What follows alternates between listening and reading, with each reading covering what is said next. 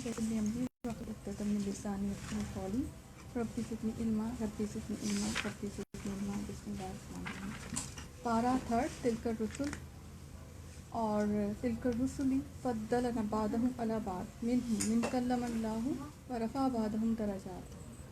یہ رسول ہیں جن میں سے ہم نے بعض کو بعض پر فضیلت دی. یہ کون کہہ رہے ہیں؟ یہ اللہ تعالیٰ خود کہہ رہے ہیں. اللہ کا کلام ہے جو ہم پڑھ رہے ہیں. ان میں سے بعض وہ ہیں کہ جن سے اللہ تعالیٰ نے بات چیت کی اور بعض کے درجے بلند کیے. اور ہم نے عیسیٰ ابن مریم کو معجزات عطا فرمائے اور روح القدس سے ان کی تائید کی. اگر اللہ تعالیٰ چاہتا تو ان کے بعد والے اپنے پاس دلیلیں آ جانے کے بعد ہرگز آپس میں لڑائی بھڑائی نہ کرتے، لیکن ان لوگوں نے اختلاف کیا. ان میں سے بعض تو مومن ہوئے اور بعض کافر. اگر اللہ تعالیٰ چاہتا تو یہ آپس میں نہ لڑتے، لیکن اللہ تعالیٰ جو چاہتا ہے کرتا ہے. اب یہاں پہ ہمیں ایک اسلام کا بہت ہی خوبصورت اور بہت بڑا اصول بتایا جا رہا ہے. وہ یہ کہ رسول جو ہیں ان کے بھی اپنے اپنے درجات ہوتے ہیں اللہ کے ہاں، اور ان کے اپنے اپنے مقام ہوتے ہیں، ان کی اپنی اپنی خاصیت ہوتی ہے. جیسے کہ اللہ تعالیٰ کہہ رہا ہے کہ بعض ایسے ہیں کہ جن سے اللہ تعالیٰ نے کلام کیا، اور کلیم اللہ حضرت موسیٰ علیہ السلام آپ کو پتہ ہی کہ وہ مشہور تھے. تو ہر جو رسول ہیں تو ان کی اپنی اپنی خاصیت ہے. اور اللہ تعالیٰ چونکہ اللہ تعالیٰ ہی ان کو مبعوث کرنے والے ہیں، تو اللہ تعالیٰ یہ کر سکتے ہیں کہ کسی کو کوئی خاصیت دے دی، کسی کو کوئی خاصیت دے دی، ٹھیک ہے. لیکن ہم یہ ڈفرینس نہیں کر سکتے. یعنی امت کو یہ سکھایا جا رہا ہے کہ اللہ نے تو یہ رکھا ہے کہ کسی کوئی خاصیت ہے، کسی کوئی خاصیت ہے. اچھا، امت کو یہ اجازت نہیں دی گئی کہ وہ اپنی طرف سے کسی رسول کو بڑا کہیں یا کسی رسول کو کم سمجھیں. امت کو یہ اجازت ہرگز ہرگز نہیں ہے، ٹھیک ہے. کیونکہ اگر امت کو یہ اجازت دے دی جاتی تو امت اپنے عقل سے، اپنے شعور سے فیصلے کرتی، ٹھیک ہے نا. اور پھر اس میں اور بھی بہت سی قباحتیں تھیں، کیونکہ اگر ایسا ہوتا تو پھر تمام انبیاء کا جو ادب ہم پر ایک لاگو کیا گیا ہے وہ ادب نہ ہو سکتا. تو ہم پر کیا لاگو ہے کہ ہم تمام انبیاء کا ادب بھی کریں اور اس ادب کے ساتھ ہی ان انبیاء کی سنتوں سے فیضیاب بھی ہوں. اگر یہ ڈفرینس ہم کرنے بیٹھ جاتے ہیں یا ہمارے درمیان ہمیں یہ کہہ دیا جاتا ہے تو پھر آپ بتائیں کہ ہم تمام تر انبیاء کی سنتوں سے فیضیاب کیسے ہوگا. حضرت یوسف علیہ السلام کا ابھی آپ پڑھیں گے، سورہ یوسف پورا پڑھیں گے تو سنت یوسفی جو ہے، سیرت یوسفی جو ہے، آپ اس سے کیسے فیضیاب ہوتے ہیں اگر آپ کہ مطلب یہ دین میں یہ عقیدہ ہی نہیں ہوتا کہ بھئی آپ کو تمام تر رسولوں کو ماننا بھی ہے اور ان کا ادب بھی کرنا، ٹھیک ہے نا. تو ہمیں آپ دیکھیں امت محمدیہ جو ہے نا، یہ ایک واسط، ایک وسعت والی جو ہے نا امت ہے، وسعت والی قوم ہے.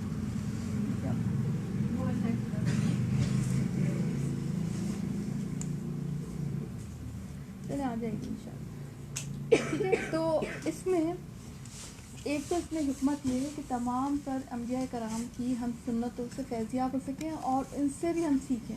آپ دیکھیں اب صبر کی بات آتی ہے تو حضرت ایوب علیہ السلام کی بات آ جاتی ہے، ٹھیک ہے نا. تو اسی طرح سے آپ دیکھیں کہ کوڑی کو حضرت عیسیٰ علیہ السلام جو ہے وہ بالکل درست کر دیا کرتے تھے. جو نابینا تھا، جو مادرزاد نابینا تھا، اس کو درست کر دیا کرتے. تو بہت ساری انبیاء کرام کی الگ الگ صفات تھیں. اور آپ دیکھیں کہ معراج کا جو واقعہ ہوا تھا وہ بھی ہمیں اس میں بھی ادب کا ایک پہلو نظر آتا ہے.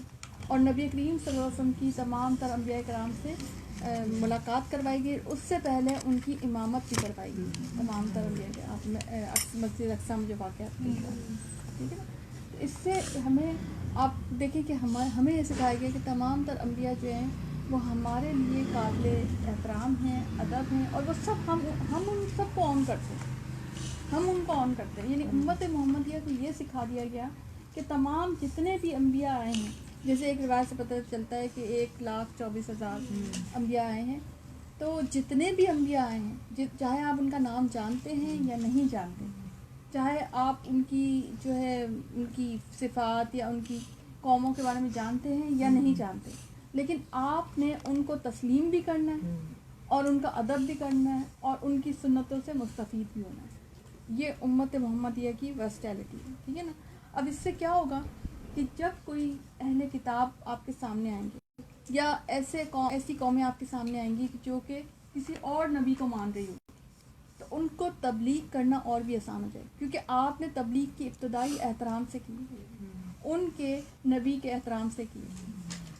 تو آپ دیکھیں پہلا جو ایک فساد کا معاملہ ہو سکتا ہے وہ تو آپ نے ویسے ہی ختم کر دیا. ٹھیک ہے نا. مثلاً آپ کے سامنے اہل کتاب میں سے اگر نصارہ آ جائیں, یہود آ جائیں, تو پھر آپ کو وہ جب کہتے ہیں کہ ہم ان نبی کو مانتے ہیں تو آپ کہتے ہیں ہم تو آپ سے زیادہ ان نبی کو مانتے ہیں. ٹھیک ہے نا. یعنی ہمارا تو یہ کلیش ہی نہیں ہے, ہم تو ان کو زیادہ اون کرتے ہیں. ٹھیک ہے نا. تو پھر ان کے لیے سوالیہ نشان آ جاتا ہے کہ آپ بھی تو نبی کریم صلی اللہ علیہ وسلم کو تسلیم کریں. ہم نے تو ابتدائی جو ہے تسلیمات سے کر دی. ٹھیک ہے. تو ہم نے تسلیمات سے ابتدا کر دی, تو آپ بھی تو یہ رنگ دکھائیں نا. ٹھیک ہے. تو کیونکہ امت محمدیہ پر یہ ذمہ داری بھی تو ہے نا کہ پیغام پہنچانا, اللہ کا پیغام جو ہے وہ ساری دنیا میں پہنچانا, قرآن کا پیغام ساری دنیا میں پہنچانا. تو امت محمدیہ پہ زیادہ کیونکہ رسپانسبلٹی ہے, تو رسپانسبلٹی زیادہ ہے, تو ان کو جو ہے آسانیاں بھی زیادہ دی گئی اور ان کی علم میں بھی ورسٹیلٹی ہے. ٹھیک ہے. تو یہ بات یہاں پہ کلیئر کی گئی ہے. ٹھیک ہے. آگے چلتے ہیں. اے ایمان والو, جو ہم نے تمہیں دے رکھا ہے اس میں سے خرچ کرتے رہو, یہاں اس سے پہلے کہ وہ دن آئے کہ جس میں نہ کوئی تجارت ہے, نہ دوستی, نہ شفاعت, اور کافر ہی ظالم ہے. ٹھیک ہے. اب آپ دیکھیں کہ یہاں پر اللہ کی راہ میں خرچ کرنا, یعنی اللہ کی راہ میں خرچ کرنا, اللہ کے دین کی راہ میں خرچ کرنا, مالی قربانیاں برداشت کرنا. اللہ کے دین کی راہ کیا ہے؟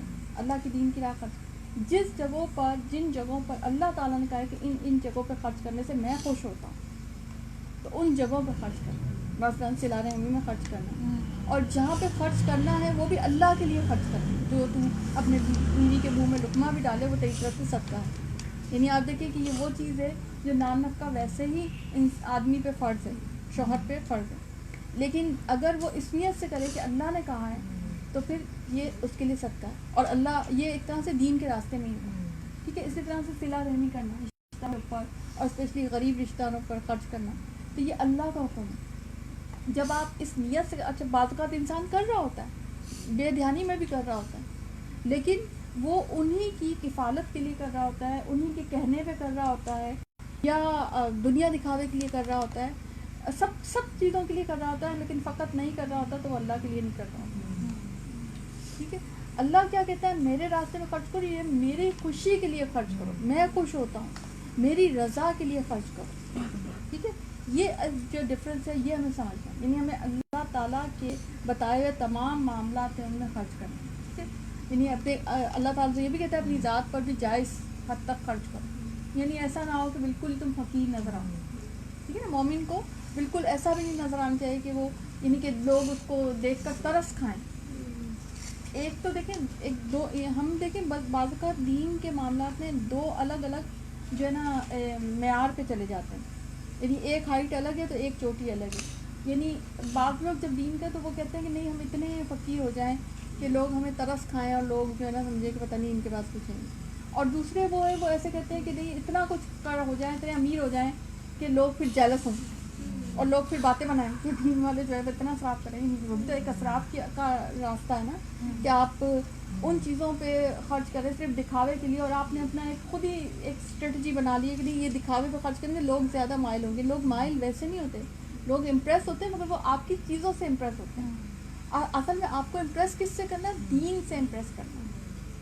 چیزوں سے اگر وہ امپریس ہو بھی جائیں گے تو ان کے دل میں جو جگہ بنائیں گی چیزیں بنائیں گی. مثلا آپ بہت بڑی ساری گاڑی میں جا رہے ہیں تبلیغ کے لیے, ٹھیک ہے, تو لوگ ہو سکتا ہے آپ کی بڑی گاڑی کو دیکھ کر امپریس ہوں, ٹھیک ہے, لیکن ان کے اور آپ کے درمیان ایک تو فاصلہ بہت زیادہ قائم ہوگا, اور وہ پھر جیلسی آئے گی, اور دین سے ان کے اندر ایک جسے کہتے ہیں نا بوکس کا پہلو آتا چلا جائے, اور پھر وہ دین کو اصل سمجھنے کے بجائے وہ آپ کی یعنی ہونا یہ چاہیے کہ وہ آپ کی باتوں سے امپریس ہو, آپ کی تبلیغ سے امپریس ہو. آپ کی اسٹریٹجی یہ ہونی چاہیے, نہ کہ یہ کہ وہ آپ کی گاڑی سے امپریس ہو. تو اگر آپ کو اپنی گاڑی سے امپریس کرنا ہے تو پھر آپ نے دین کے لیے کیا کیا, مطلب یہ بھی تو آپ دیکھیں نا کہ یہ ایک اسٹریٹجی بھی ہے نا کہ بھئی ہم یہ کریں, دکھاوا کریں, لوگ نا آج ماڈرن اس میں ہم یہ کریں تو لوگ اس سے امپریس ہوتے ہیں. یہ تو آپ کیا کاری کر رہے ہیں. مطلب شیطان, آپ دیکھ, میں سوچتی ہوں شیطان کدھر کدھر سے بھٹکا دیتا ہے, اور اچھے بھلے دین پہ چلتے ہوئے لوگوں کو بھی بھٹکا دیتے ہیں کہ یار بلکہ کسی کے دل دکھانے کا سبب کہیں نہ بن جائے. انسان کو تقویٰ کے ساتھ چلنا چاہیے. اگر ہو بھی, اگر ایسی میں آپ کو بتاؤں کہ کرنا کیا چاہیے, اگر آپ کو یہ اندازہ ہو کہ بھئی فلانی جگہ جا کے اپنی یعنی وہاں جا کے گاڑی سے اترنے سے ان کے دل پہ کوئی برا اثر پڑے گا یا آپ کی شاید کوئی ریاکاری ہو سکتی ہے, تو تھوڑا دور کھڑی کر لیں. میں آپ کو صحیح بتا رہی ہوں, تھوڑا دور کھڑی کر لیں, تھوڑا سا پیدل کر کے چل جائیں. ان کو نہ شو کریں کہ آپ کس میں آئے ہیں, کیسے آئے ہیں, کیا کر رہے ہیں, کیا نہیں کر رہے ہیں. ان چیزوں کا ایسا ذکر نہ کریں. اگر آپ ایسی جو ہے اس میں جا رہے ہیں کہ جہاں پہ عام نارمل خواتین ہیں تو وہاں جیولری نہ پہنیں, کیونکہ وہ جیولری سے دیکھ کے آپ سے متاثر ہو جائیں گے, لیکن دین کا کیا کام کیا پھر آپ نے, یہ سمجھنے کی بات ہے. ٹھیک ہے, تو اللہ کہتا ہے میرے راستے میں خرچ کرو, ان چیزوں پہ خرچ کرو جس سے میں خوش ہوتا ہوں, جس سے میں راضی ہوتا ہوں. تو بہت ساری چیزیں ہیں اللہ کے راستے میں. آپ مسکینوں کو صدقہ دے سکتے ہیں, آپ مسکینوں کو کھانا کھلا سکتے ہیں, آپ ان کے ساتھ اچھے طریقے سے پیش آ سکتے ہیں. اچھے اخلاق سے پیش آنا, آپ سوچیں کتنی بڑی بات ہے. مسکین سے, غریب انسان سے, کسی بھی جو ایک وہ تھوڑا لو پیڈ بندہ ہوتا ہے اس سے آپ اچھے طریقے سے, اچھے سلوک سے آپ جو بات کرتے ہیں تو اللہ تعالیٰ کتنا راضی ہوتا ہے, کتنا خوش ہوتا ہے. عزت سے بٹھا کے کسی کو کھانا کھلا دیں, اللہ کتنا خوش ہوتا ہے. ٹھیک ہے نا, تو وہ کام کریں. اور پھر یہ کہ نا گھر کے اندر بھی, آپ گھر کے باہر بھی ان جگہوں پہ خرچ کرنا ہے, اپنے دین پہ خرچ کرنا ہے. اپنے دین پہ خرچ کرتے ہوئے کبھی بھی کنجوسی نہیں کرنی کہ یہ کتاب یہ نہیں, کتنے چاہے کتنی بھی مہنگی ہے, آپ کو اگر علم دے رہی ہے, اگر واقعی آپ کی بینیفٹ کی ہے تو آپ خرید لیں. یہ کوئی اسراف نہیں ہے. یعنی علم پہ خرچ کرنا, میں آپ کو بتاؤں, کوئی اسراف نہیں ہے. یہ بھی میں بتا دوں, آپ کا اگر پین ہے وہ ایک پین ہے جو زیادہ اچھا لگتا ہے, یہ نہیں کہ جس میں شوشہ والی بات نہیں کر رہی ہوں میں. ٹھیک ہے, یہ نہیں کہ ہم کہیں گے گولڈن پین لیں گے کل سے, گولڈن پین سے بتاؤ مطلب یہ شوشہ مثلاً وہ جو ہوتے ہیں نا پوائنٹر وغیرہ, ان سے بڑی اچھی رائٹنگ آ جاتی ہے. سم ٹائمز ایسا ہوتا ہے, بعض ایسے ہوتے ہیں کہ پین اچھے ہوتے ہیں. تو اگر آپ اچھا ہو سکتا ہے شاید وہ مہنگا ہو, تو اگر وہ آپ کی علم میں فائدہ دے تو آپ لے سکتے ہیں. کوئی نہیں, کوئی ایسا پیپر ہو, جیسے میں بکس جب بھی لائبریری کے لیے لیتی ہوں تو میری کوشش یہ ہوتی ہے کہ نا اچھے پیپر والی بک لوں. آپ کو پتہ ہے بکس میں 2 کیٹیگریز اکثر آتی ہیں تاکہ وہ لانگ لاسٹنگ ہو. تو وہ زیادہ لوگ پڑھیں گے کریں گے تو وہ ایک کم خراب پیپر کی ہوگی تو وہ جلدی پھٹ جائے گی. ٹھیک ہے نا, تو جو آپ علم کے راستے پہ اگر آپ لگا رہے ہیں, اسی طرح سے آپ آ رہے جا رہے ہیں, ٹھیک ہے نا, اب آپ اس کے لیے کرایہ دے رہے ہیں, آپ کو اندازہ نہیں ہے یہ کتنا بڑا کام ہے, کتنا بڑا کام ہے جو ہم اللہ کے راستے پہ لگا رہے ہیں.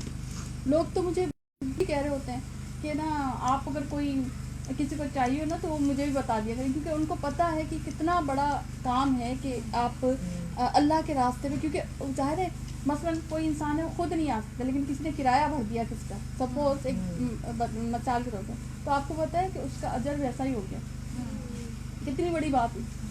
ٹھیک ہے نا, تو جہاں پر اللہ کے راستے یعنی جن چیزوں پہ اللہ تعالیٰ خوش ہوتا ہے, اس میں زکوٰۃ کے مصارف بھی ہیں, صدقات کے مصارف ہیں, سارے آپ کو پتہ ہے. اور سب سے بڑھ کر آپ کو پتہ ہے اللہ کس سے خوش ہے, جب آپ اللہ کے دین میں لگاتے ہیں.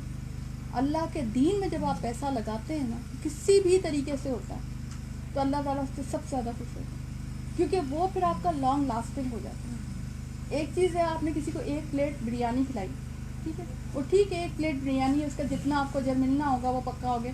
لیکن آپ نے کسی طالب علم کو قرآن سکھا دیا, یا آپ نے اس کو اسسٹ کر دیا دین سکھانے میں, تو وہ آپ کو ہوتا ہے وہ اب کتنا ملٹی پلائی ہوتا چلا جائے گا. اس سے چراغ جلیں گے, اس سے جو ہے کوئی اور سیکھے گا, وہ کہیں, تو وہ ملٹی پلائی ہو کے وہ اتنا آگے بڑھ جائے گا کہ آپ کا اندازہ بھی نہیں.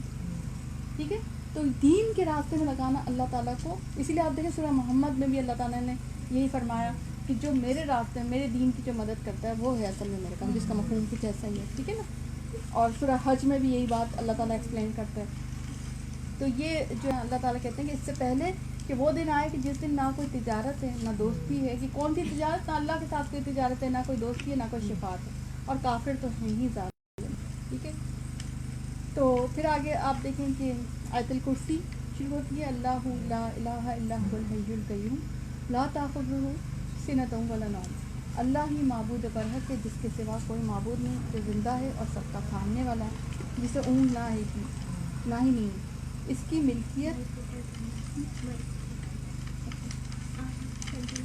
کی ملکیت میں زمین اور آسمان کی تمام چیزیں ہیں. کون ہے جو اس کی اجازت کے بغیر اس کے سامنے شفاعت کر سکے. تو مجھے نا پین دے دیں, کیونکہ میں پین چڑھاؤں تو اس وجہ سے مائک ٹھیک ہے, کیونکہ دوپٹہ ہل رہا ہے تو مائک ٹھیک ہے, یہ واپس بھی لے کے جانا ہے.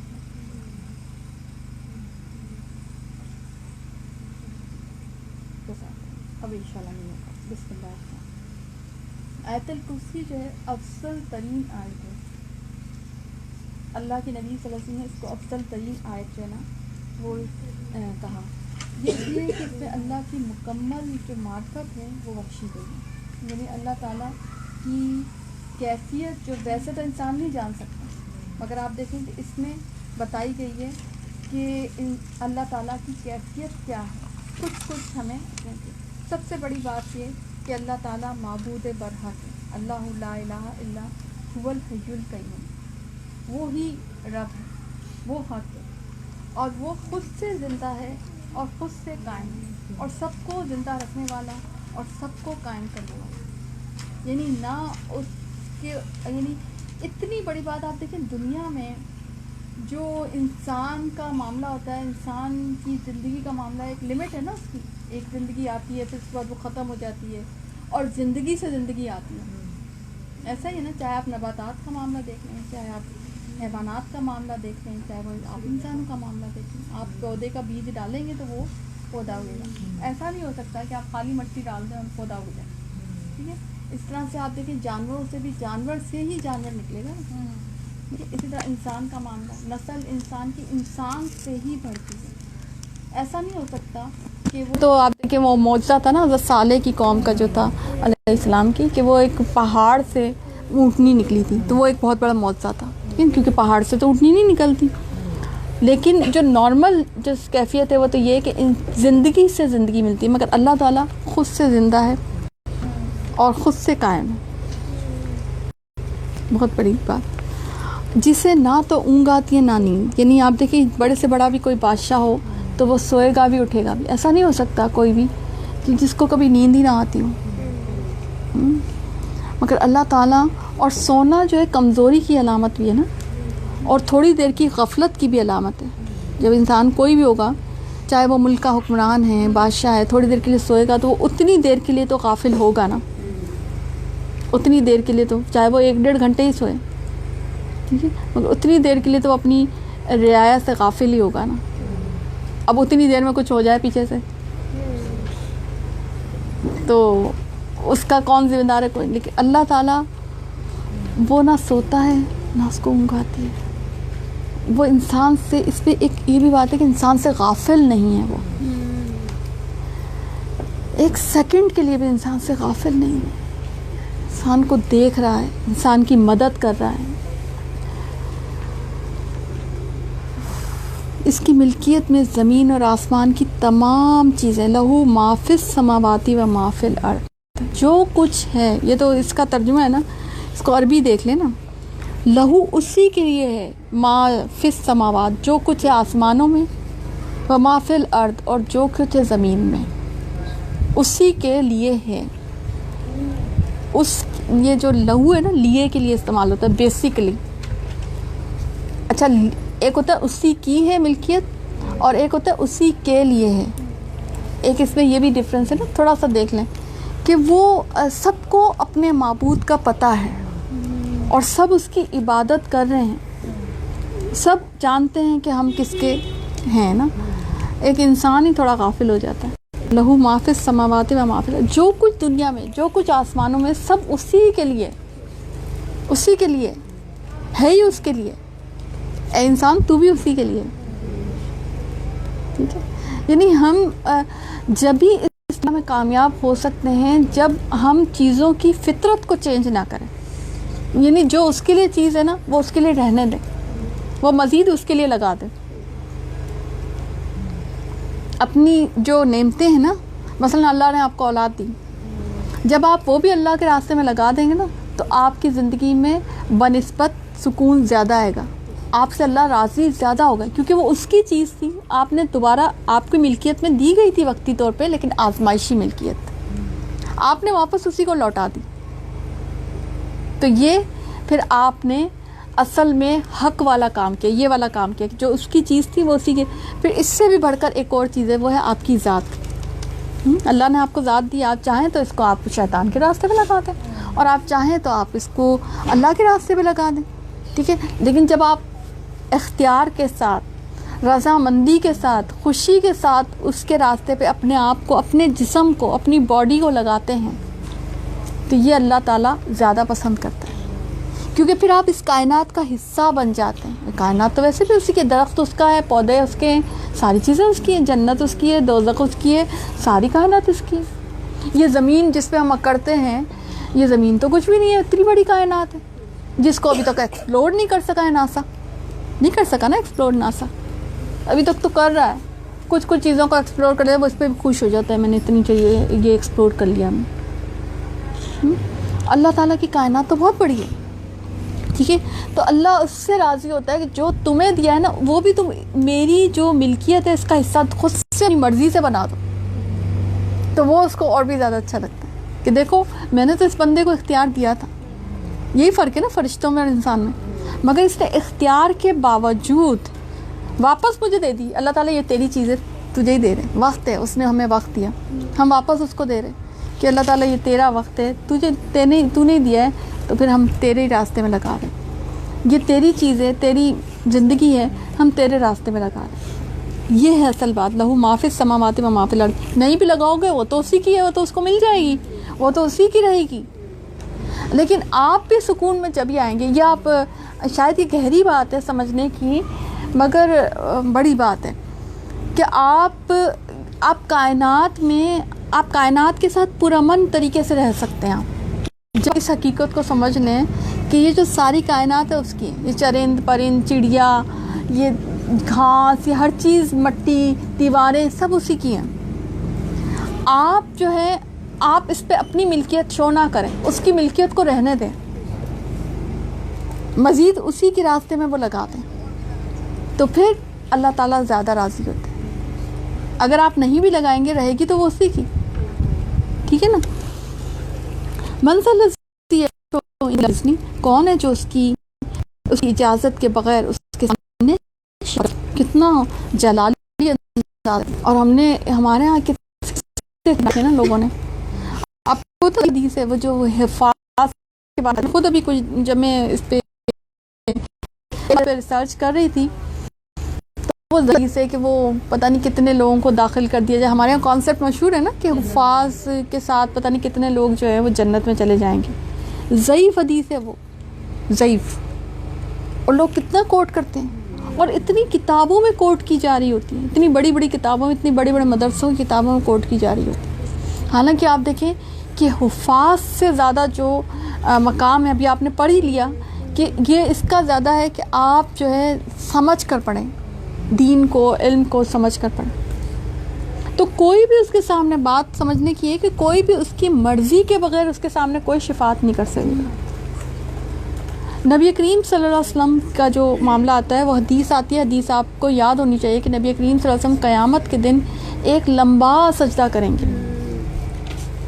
اور پھر اس کے بعد جب اللہ تعالیٰ چاہے گا، اس لمبے سجدے کی مدت جو ہے اس کی کیا حیت ہوگی وہ ہمیں نہیں پتہ، بس لمبے سجدے کا ذکر آتا ہے۔ پھر اللہ تعالیٰ کہیں گے کہ اے محمد صلی اللہ علیہ وسلم سر اٹھائیں آپ اور مانگے جو مانگتے ہیں۔ پھر وہ اپنے کچھ جو ہے امتیوں کو جو ہے ان کی شفاعت کریں گے، اور یہ پورا ایک پروسیس کے تھرو ہوگا۔ پھر اس کے بعد دوبارہ سے ان کو کہا جائے گا دوبارہ سجدہ کریں، پھر دوبارہ وہ شفاعت کے لیے کچھ امتیوں کو، اس طرح سے پروسیس بائی پروسیس اس طرح سے ہوگا۔ لیکن یاد رکھیں کہ ان کی اجازت بھی اللہ تعالیٰ ہی دے گا، اور نبی کریم صلی اللہ علیہ وسلم اور اللہ تعالیٰ کی بڑی زبردست کوآرڈینیشن اس دنیا میں بھی آپ نے کئی جگہ پہ دیکھی ہے۔ تو کیا خیال ہے کہ جب وہ یکجا ہو جائیں گے تو ادھر کوآرڈینیشن نہیں ہوگی، ادھر تو زیادہ بڑی کوآرڈینیشن ہوگی۔ کوآرڈینیشن سمجھتے ہیں نا کہ یکجائی، کہ جو اللہ تعالیٰ بات کہتے ہیں وہی نبی کریم صلی اللہ علیہ وسلم بات کہتے ہیں۔ آپ دیکھیں حدیث قدسی میں آپ کو یہ بات نظر آتی ہے، حدیث قدسی جو ہوتی ہے وہ اللہ تعالیٰ کی بات ہوتی ہے، اور نبی کریم صلی اللہ علیہ وسلم بڑی خوبصورت انداز سے بیان کر جاتے ہیں، اور جو نبی کریم صلی اللہ علیہ وسلم کی رضا ہوتی ہے، جو نبی کریم صلی اللہ علیہ وسلم کی خوشی ہوتی ہے، وہی اللہ تعالیٰ پوری کرتے ہیں۔ یہ ہوتی ہے کوآرڈینیشن، مزاج آشنائی، ٹھیک ہے نا۔ تو ایسا تو ہو نہیں سکتا کہ جس پہ اللہ تعالیٰ سخت ناراض ہو، اللہ تعالیٰ کی کوئی مرضی ہی نہیں ہے اس بندے پہ کہ اس کو ہے نا جنت میں بھیجا جائے، اور نبی کریم صلی اللہ علیہ وسلم ضد کر کے کوئی ایسی بات کر دے کہ نہیں ہے نا ان کو، ایسی کوئی کہانی نہیں ہے۔ یہ بات اچھی طرح سے سمجھ لیں۔ نبی کریم صلی اللہ علیہ وسلم کی سنتوں پر عمل کرتے کرتے ان کے امتی رہتے رہتے ہی ہم جنت میں داخل ہو سکتے ہیں، اور کوئی دوسرا راستہ نہیں ہے۔ آپ بدعات کے راستے سے جانا چاہیں جنت میں، آپ بدعات کے راستے سے جنت میں نہیں جا سکتے۔ آپ کو سنت کا راستہ ہی اپنانا پڑے گا، سنت کا راستہ اپنائیں گے تو ہی نبی کریم صلی اللہ علیہ وسلم خوش ہوں گے اور وہ ہماری شفاعت کریں گے۔ بدعات کا راستہ تو آپ کو پتہ ہے کہ راستے میں ہی روک لیا جائے گا، فرشتے حائل ہو جائیں گے ان لوگوں کے بیچ میں کہ جنہوں نے بدعات کی، اور نبی کریم صلی اللہ علیہ وسلم کو بتا دیا جائے گا، اطلاع کر دی جائے گی کہ یہ تو وہ لوگ ہیں جو آپ کے جو جانے کے بعد جو ہے دین میں نئی نئی بدعات جنہوں نے نکال دی تھی، ٹھیک ہے۔ وہ جانتا ہے جو ان کے سامنے اور جو ان کے پیچھے ہے، اور وہ اس کے علم میں سے کسی چیز کا احاطہ نہیں کر سکتے مگر جتنا وہ چاہیں، ٹھیک ہے۔ یعنی ایک تو بات یہ سمجھ میں آئے کہ شفاعت ایک اعزاز ہے، تحفہ ہے، اور یہ اللہ تعالیٰ جس کو دے گا اسی کو دے گا۔ اچھا، نبی کریم صلی اللہ علیہ وسلم شفاعت کریں گے، اس کے علاوہ بھی بہت سے لوگوں کو اللہ تعالیٰ سفارش کے لیے کھڑا کرے گا، مگر وہ کون ہوں گے وہ اللہ تعالیٰ ڈیسائیڈ کرے گا۔ ہم اس میں بیچ میں جا کے ٹانگ نہیں اڑا سکتے کہ جو ہمیں کھڑا کر دیں یا ہماری شفاعت ہونی چاہیے، ہم اس وقت یہ بات نہیں کہہ سکتے۔ میں جب لوگوں کی ایسی عجیب عجیب باتیں سنتی ہوں تو میں سوچتی ہوں ان کو شاید قیامت کی سمجھ نہیں آئی ہے ابھی نا، کہ قیامت بہت گمبھیر معاملہ ہے، اس میں انسان کچھ بول ہی نہیں سکے گا، جو ہوگا اللہ کی مرضی سے ہوگا اور ہوتا چلا جائے گا۔ جیسے نہیں ہوتا، آپ نے کبھی ماشاء اللہ دیکھا ہے؟ ماشاء اللہ لگ جاتا ہے اس میں، جو بس کوئی آپ کی مرضی نہیں ہے، کچھ بھی نہیں، جو سیدھا جو کام ہو رہا ہے وہ ہو رہا ہے۔ یا جو ایک جیسے کسی چیز پہ کوئی آ جائے، کوئی زبردستی کوئی کام ہو جائے، تو وہ اس طرح کا معاملہ کہ اب آپ کی مرضی نہیں چلے گی۔ تو وہ ایک مثال کے ذریعے سے سمجھا رہی ہوں کہ یہ تو بہت چھوٹی سی چیز ہے جو سمجھنے کے لیے، ٹھیک۔ پھر آگے اللہ کہتے ہیں کہ وہ اس کے علم میں سے کسی چیز کا احاطہ نہیں کر سکتے مگر جتنا وہ چاہیں۔ وَلَا يُحِيطُونَ بِشَيْءٍ مِّنْ عِلْمِهِ إِلَّا بِمَا شَاءَ، یعنی علم جو ہے وہ بیسیکلی اللہ کے پاس ہے، علم کا ماخذ بھی اللہ تعالیٰ ہے۔ اللہ تعالیٰ جس کو چاہتا ہے علم عطا کرتا ہے، کسی کو زیادہ عطا کرتا ہے اور کسی کو کم عطا کرتا ہے۔ آپ دیکھیں نعمتوں میں سے بھی علم کی بات آ رہی ہے یہاں کہ علم جو ہے اس کا علم آپ اس کو تو پا نہیں سکتے، یعنی جو غیب کا علم ہے وہ کسی کو مل نہیں سکتا۔ یہاں سے اس سب کا بھی رد ہو گیا کہ جو لوگ ذائچے بنا رہے ہوتے ہیں اور غیب کی تلاش میں ہوتے ہیں، کیا ہوگا کل، کیا ہوگا پرسوں، کیا ہوگا، یہ ان سب کا بھی رد ہو گیا، کیونکہ یہ سارا علم جو ہے یہ اللہ تعالیٰ کے پاس ہے اور اس میں سے کوئی پا نہیں سکتا، ٹھیک ہے۔ اچھا، اب رہ گیا کہ وہ جو کہ دنیاوی علم ہے، دین کا علم ہے، تو وہ اللہ تعالیٰ جس کو چاہتا ہے اس کو عطا کر دیتا ہے، اور جتنا چاہتا ہے عطا کر دیتا ہے۔ اس لیے آپ دیکھیں ورسٹیلٹی ہے، کسی کے پاس زیادہ علم ہوتا ہے، کسی کے پاس کم ہوتا ہے۔ آپ مثلا سوال جواب کرتے ہیں تو سوال جواب کا یعنی کسی کو کوئی سوال پتہ ہوتا ہے، کسی کو نہیں بھی پتہ ہوتا۔ میرے پاس بڑے عجیب غریب قسم کے سوالات آتے ہیں، واٹس ایپ پہ ہر وقت یہ کام ہوتا ہے، اسپیشلی رمضان میں یہ کام زیادہ ہو جاتا ہے، تو بڑے مزے کے سوال آتے ہیں۔ جیسے ابھی آج بھی میں دیتے میں گئی تھی، اور وہ تھا اس طرح کا کہ یہ جو صحیح افطاری جو ہے اس کا اہتمام کرنا جو ہے اور اس کی مبارک دینا۔ اچھا، یہ میں نے پہلی دفعہ سنا کہ سحری اور افطاری کی مبارکباد تو نہیں ہوتی، مطلب افطاری کی کوئی مبارک ہو، افطاری ہو گئی، افطاری مبارک ہو، سحری مبارک ہو، اچھا یہ ہوتا ہے۔ اچھا، یہ مجھے عجیب بات لگی میں نے، کیونکہ تو ہاں چاند کا تو وہ ہوتا ہے، وہ چاند کی بھی دعا ہے، چلیں چاند کا تو، لیکن سحری اور افطاری کی یا پہلے اور دوسرے روزے کی تو مبارکباد تو نہیں ہوتی۔ اب ایکچولی ہم لوگ مسئلہ یہ ہے کہ ہم لوگ بڑا وہ سمجھتے ہیں ہم نے بڑا عظیم کام کر لیا، تو ہر چیز کے ہم حج کی بھی مبارکباد دیتے ہیں تو ہم عمرہ کی بھی بجائے تو بہرحال یہ جواب اس کا تو اچھا، اس میں انہوں نے یہ بھی پوچھا کہ نا اگر نہیں ہے تو اس کی دلیل بتائے، تو مجھے ہنسی آ گئی، ان کا دلیل آپ دیں مجھے، دلیل تو آپ دینا کہ اگر ہے تو دلیل آپ مجھے دیں گے، میں آپ کو نہیں دوں گی، ٹھیک ہے نا۔ تو وہ تو ہماری سیاسی وہ نا وہ پوزیشن ہو گئی ہے کہ وہ کہہ رہے ہیں کہ نہیں اتنے بندے آپ پورے کر کے دیں، وہ کہہ رہے ہیں نہیں اتنے بندے آپ پورے کر کے دیں، تو بھائی وہ آپ میں تھوڑی بتاؤں گی آپ کو، آپ دلیل دیں اگر آپ کے پاس ہے، میں تو آپ کو وہ بتاؤں۔ بہرحال میں نے اس کا آنسر کیا، میں نے کہا اس کی کوئی یعنی مسنون زندگی میں نبی کریم صلی اللہ علیہ وسلم سے یہ چیز ثابت نہیں ہے کہ سحری یا افطاری کی مبارکباد دینا۔ سیکنڈلی کیا چیز میں نے بتائی تھی کہ سیکنڈلی اس کی ہاں افطاری کا اہتمام، تو یہ بھی جو ہے نبی کریم صلی اللہ علیہ وسلم سے ان کا یہ سوال اس طرح سے تھا کہ بھئی جتنے زیادہ ہوں گے تو اتنا زیادہ کوئی اجر نہیں، انہوں نے پوچھا اس کا زیادہ کوئی وہ برکت والی چیز ہو جائے گی، کوئی اس قسم کا معاملہ ہو گیا تو اجر تو ہو سکتا ہے بھی آپ اگر الگ الگ اجر کا، ان کا مطلب یہ تھا کہ ہم جتنے زیادہ لوگوں کو بٹھا لیں، جتنے زیادہ لوگوں کو کروا دیں گے، اور وہ ان کا وہ تقریر متعلق تھا سوال، وہ مجھے ایگزیکٹ سوال ابھی ہے نہیں میرے پاس تو موبائل ورنہ میں آپ کو تو آپ دیکھیں کہ یہ چیز جو ہے نا یہ تو سنت سے ثابت نہیں ہے نا کہ بہت زیادہ اہتمام کرنا. ہاں اہتمام، لفظ اہتمام تھا کہ بھلے کچھ ہی لوگ ہوں لیکن اہتمام، یہ بھی پکانا، وہ بھی کرنا، یہ بھی کرنا، وہ بھی کرنا، تو یہ تو سنت سے ثابت ہی نہیں ہے. تو اسراف کے زمانے میں آج نبی کریم صلی اللہ علیہ وسلم کی تو آپ کو پتہ ہے سحری اور افطاری کھجور، پانی، ستو، شربت کا ذر آ جاتا ہے، اور جو کچھ اویلیبل ہوتا تھا بس وہ کھا لیا کرتے تھے. یعنی کیونکہ روزہ بیسکلی کھانا چھوڑنے کا مہینہ ہے، کھانا مزید کھانے کا مہینہ نہیں ہے.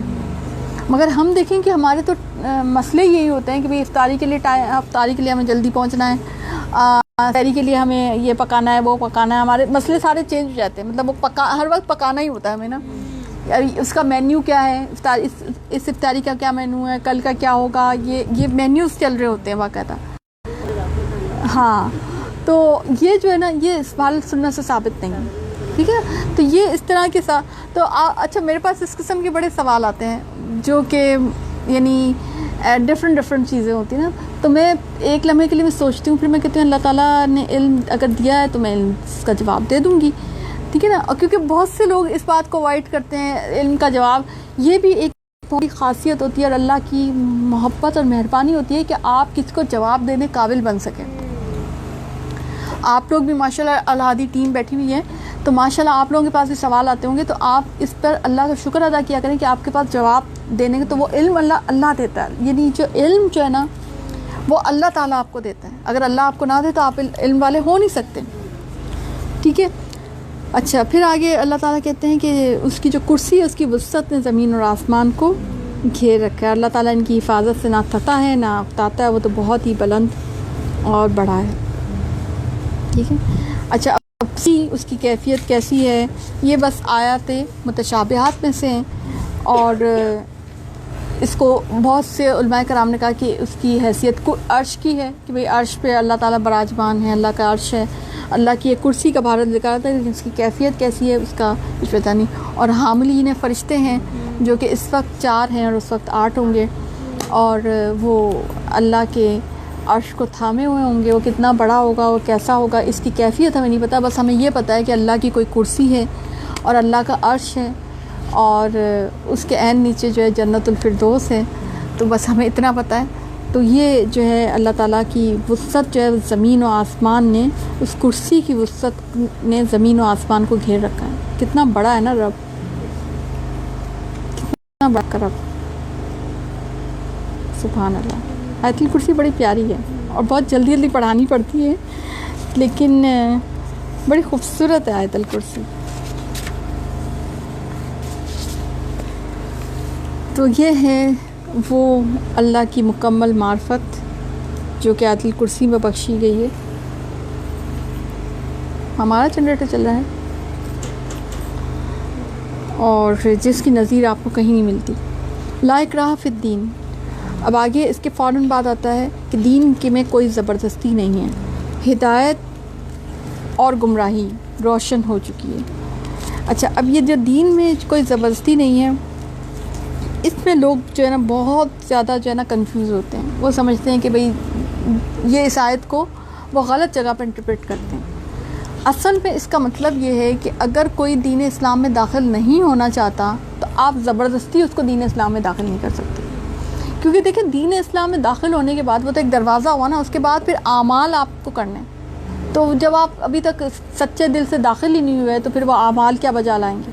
اور اللہ تعالیٰ کو ویسے بھی ایسے لوگوں کی ضرورت ہی نہیں ہے کہ جو پسند نہ کرتے ہوں اللہ کی بات کو، اللہ کی جو ہے اللہ کی باتوں کو، اللہ کی کائنات کو یا اللہ کی حاکمیت کو، اور پھر بھی وہ دین میں داخل ہو. تو اللہ تعالیٰ کو ایسے لوگوں سے کوئی غرض نہیں ہے. ایسے لوگوں کے لیے اللہ تعالیٰ نے دوزخ تیار کر رکھی ہے. ایسے لوگوں کو اللہ تعالیٰ دوزخ میں ڈال دے. اس دنیا میں اختیار ہے، کوئی اگر کافر رہنا چاہے کافر رہ لے، کوئی اگر نصارہ رہنا چاہے وہ نصارہ لے لے، کوئی اگر یہودی رہنا چاہتا ہے وہ یہودی رہ لے. اللہ نے زبردستی نہیں کی ہے. یعنی کوئی انسان زبردستی کسی کو مسلمان نہ تو کر سکتا ہے، نہ ہی وہ مسلمان ہو سکتا ہے زبردستی. ٹھیک ہے، ایک مسلمان ہونے کے دو ہی طریقے، ایک تو یہ کہ وہ مسلمان گھرانے میں پیدا ہو جائے، ایک وہ یہ کہ سمجھ کر عقل اور شعور کے ساتھ جو ہے وہ مسلمان ہو جائے. ٹھیک ہے، تو یہ بات یہاں پہ اس کا مطلب یہ ہے کہ زبردستی کسی کو مسلمان نہیں بنا سکتے. اس لیے جو شخص اللہ کے سوا دوسرے معبودوں کا انکار کرے گا، اللہ تعالیٰ پر ایمان اس نے مضبوط کڑے کو پکان لیا. یعنی کہ دوسرے معبودوں کا انکار کر کے اللہ پر ایمان لے، اس نے اصل میں مضبوط کڑے کو تھام لیا. ٹھیک ہے، اور ایمان لانے والوں کا کارساز اللہ تعالیٰ خود ہے، وہ انہیں اندھیروں سے روشنی کی طرف نکال لے جاتا ہے. اور کافروں کے اولیاء شیاطین ہیں، وہ انہیں روشنی سے نکال کر اندھیروں کی طرف لے جاتے ہیں. یہ لوگ جہنم میں جو ہمیشہ میں.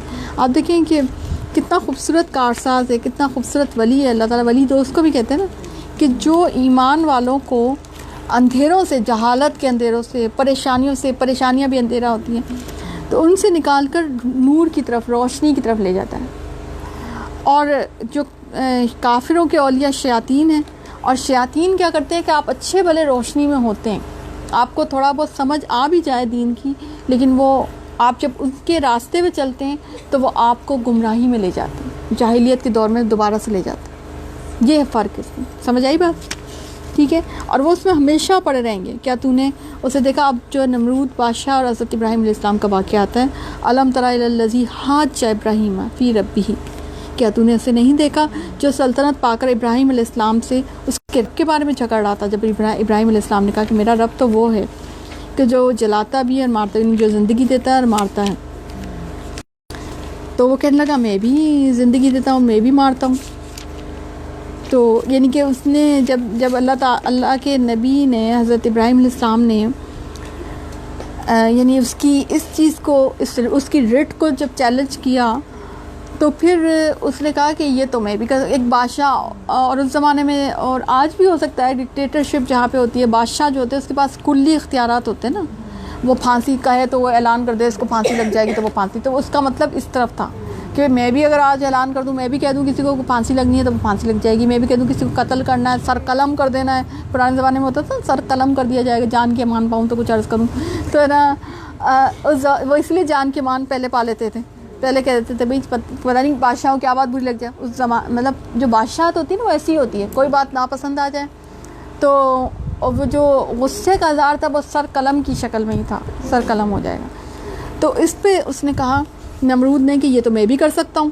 تو ابراہیم علیہ السلام نے کوئی بحث نہیں کی، بلکہ یہ کہا کہ اللہ تعالیٰ سورج کو مشرق کی طرف سے لے کے آتا ہے، تو ایسا کرو تم ذرا مغرب کی طرف سے لے آؤ. تو اب تو وہ کافر جو ہے فبہت الذی کفر، کہ وہ کافر جو ہے وہ تو بھونج کا رہ گیا، بہتت وہ حیران رہ گیا ہے اللہ تعالیٰ. اور اللہ تعالیٰ ظالموں کو ہدایت نہیں دیتا.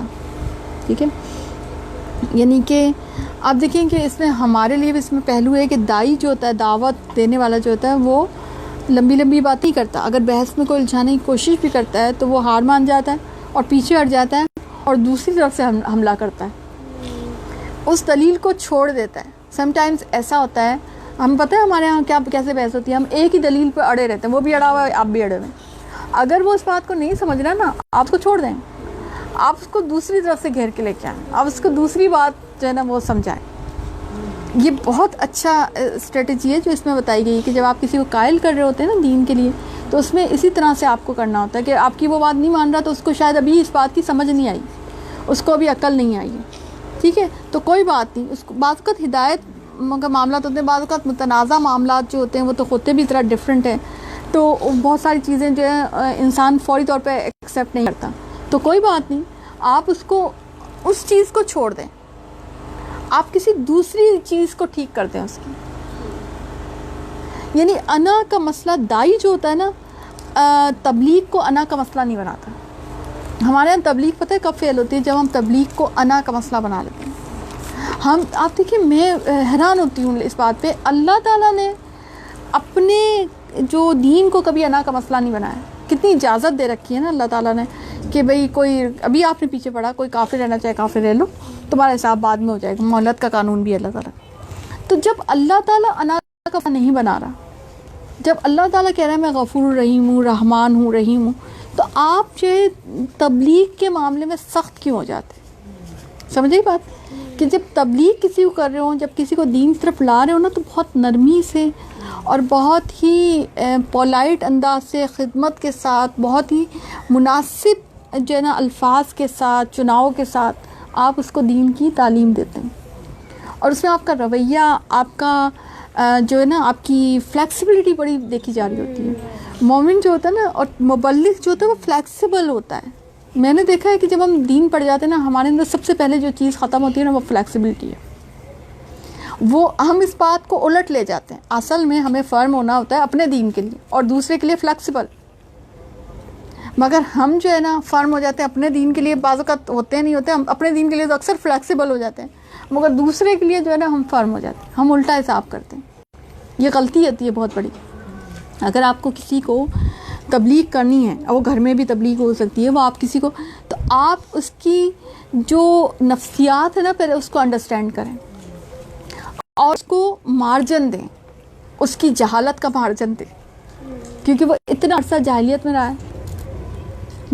اس پہ اپنی علمیت کا وہ نہ سمجھے نا کہ وہ آپ کی علمیت کو تسلیم کر لے گا. وہ کیوں تسلیم کرے گا؟ وہ آپ کو ہی نہیں تسلیم کر رہا. تو اس لیے اس کو مارجن دیں اور آپ بڑے ڈاؤن ٹو ارتھ ہو کے اور ٹو دا پوائنٹ بات کریں، لیکن آپ فلیکسیبلٹی رکھیں اس کے اندر. اگر آپ اس طرح سے کام کریں گے نا، یعنی ٹوٹنے، وہ جو آپ کی اور اس کے درمیان جو ایک زنجیر بنی ہے نا، اس کو ٹوٹنے نہ دیں. ہم کھینچا تانی میں اس کو توڑ ہی دیتے ہیں. دروازے، کھڑکیاں، جب ہم کسی کو تبلیغ کر کے آتے ہیں دروازے کھڑکیاں سبھی بند کر کے آ جاتے ہیں، سورا پورا ایک جھگڑا کر کے آتے ہیں کہ نہیں جی نہیں، اور اس کے بعد فتویٰ بھی لگا دیتے ہیں، نہیں یہ تو آ ہی نہیں سکتا. یہی وہ ہے جو ختم اللہ علیہ قلوبہم کا پکا ہم لگا دیتے ہیں. ایسے دین کی تبلیغ نہیں ہوتی، ایسے نہیں ہوتی. آپ یہ دیکھیں حضرت ابراہیم علیہ السلام کتنے بڑے جلیل قدر جو ہیں وہ نبی تھے، کتنا بڑا مقام. اور ہے نا ایک دفعہ بھی اس بات کا احساس نہیں دلاتے کہ بھئی آپ میرے سامنے بحث کر رہے ہیں اور میرا تو بہت بڑا مقام ہے اللہ کے ہاں. کتنے بڑے نبی تھے اور کتنی عاجزی کے ساتھ اور کتنی ذہانت کے ساتھ جو ہے تبلیغ کریں. ٹھیک ہے نا، تبلیغ میں ذہانت کا بھی بڑا عنصر ہوتا ہے. تو یہ بات ہے کہ جب اس نے کہا کہ بھئی اللہ، یعنی جب حضرت ابراہیم علیہ السلام نے کہا کہ بھئی اللہ زندگی دیتا ہے اور اللہ موت دیتا ہے، تو جو ہے نا اس نے کہا کہ نہیں، میں بھی زندگی اور میں بھی موت دیتا ہوں.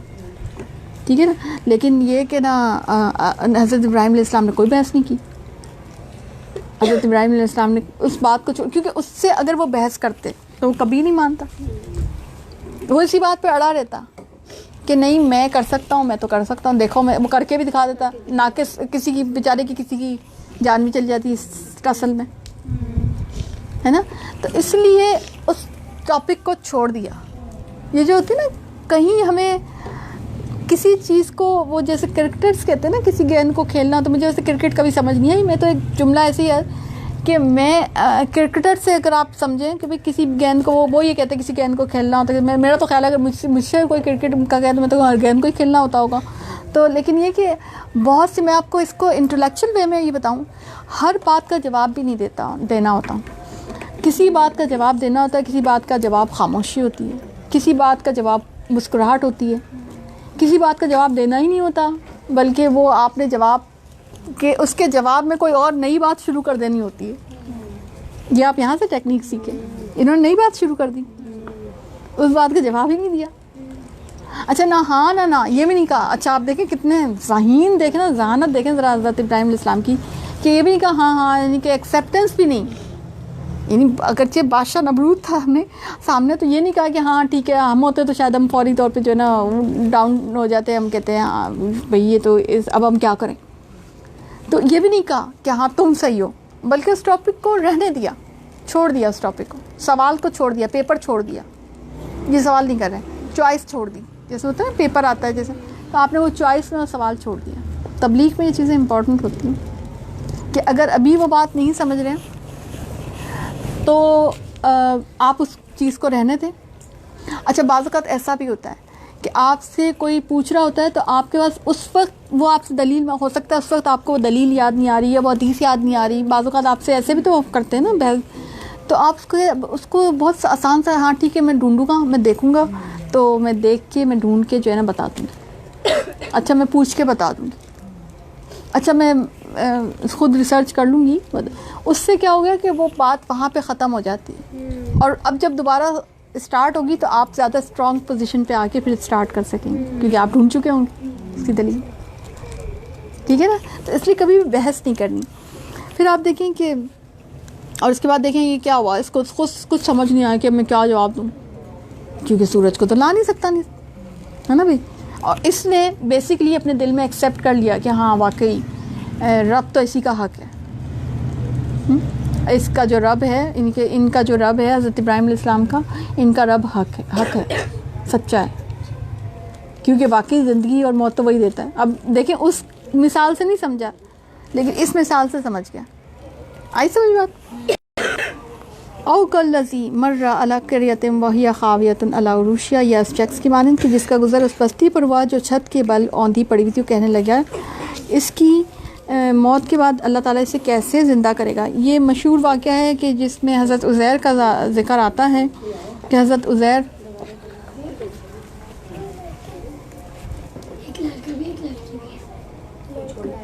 ہاں ہو سکتا ہے,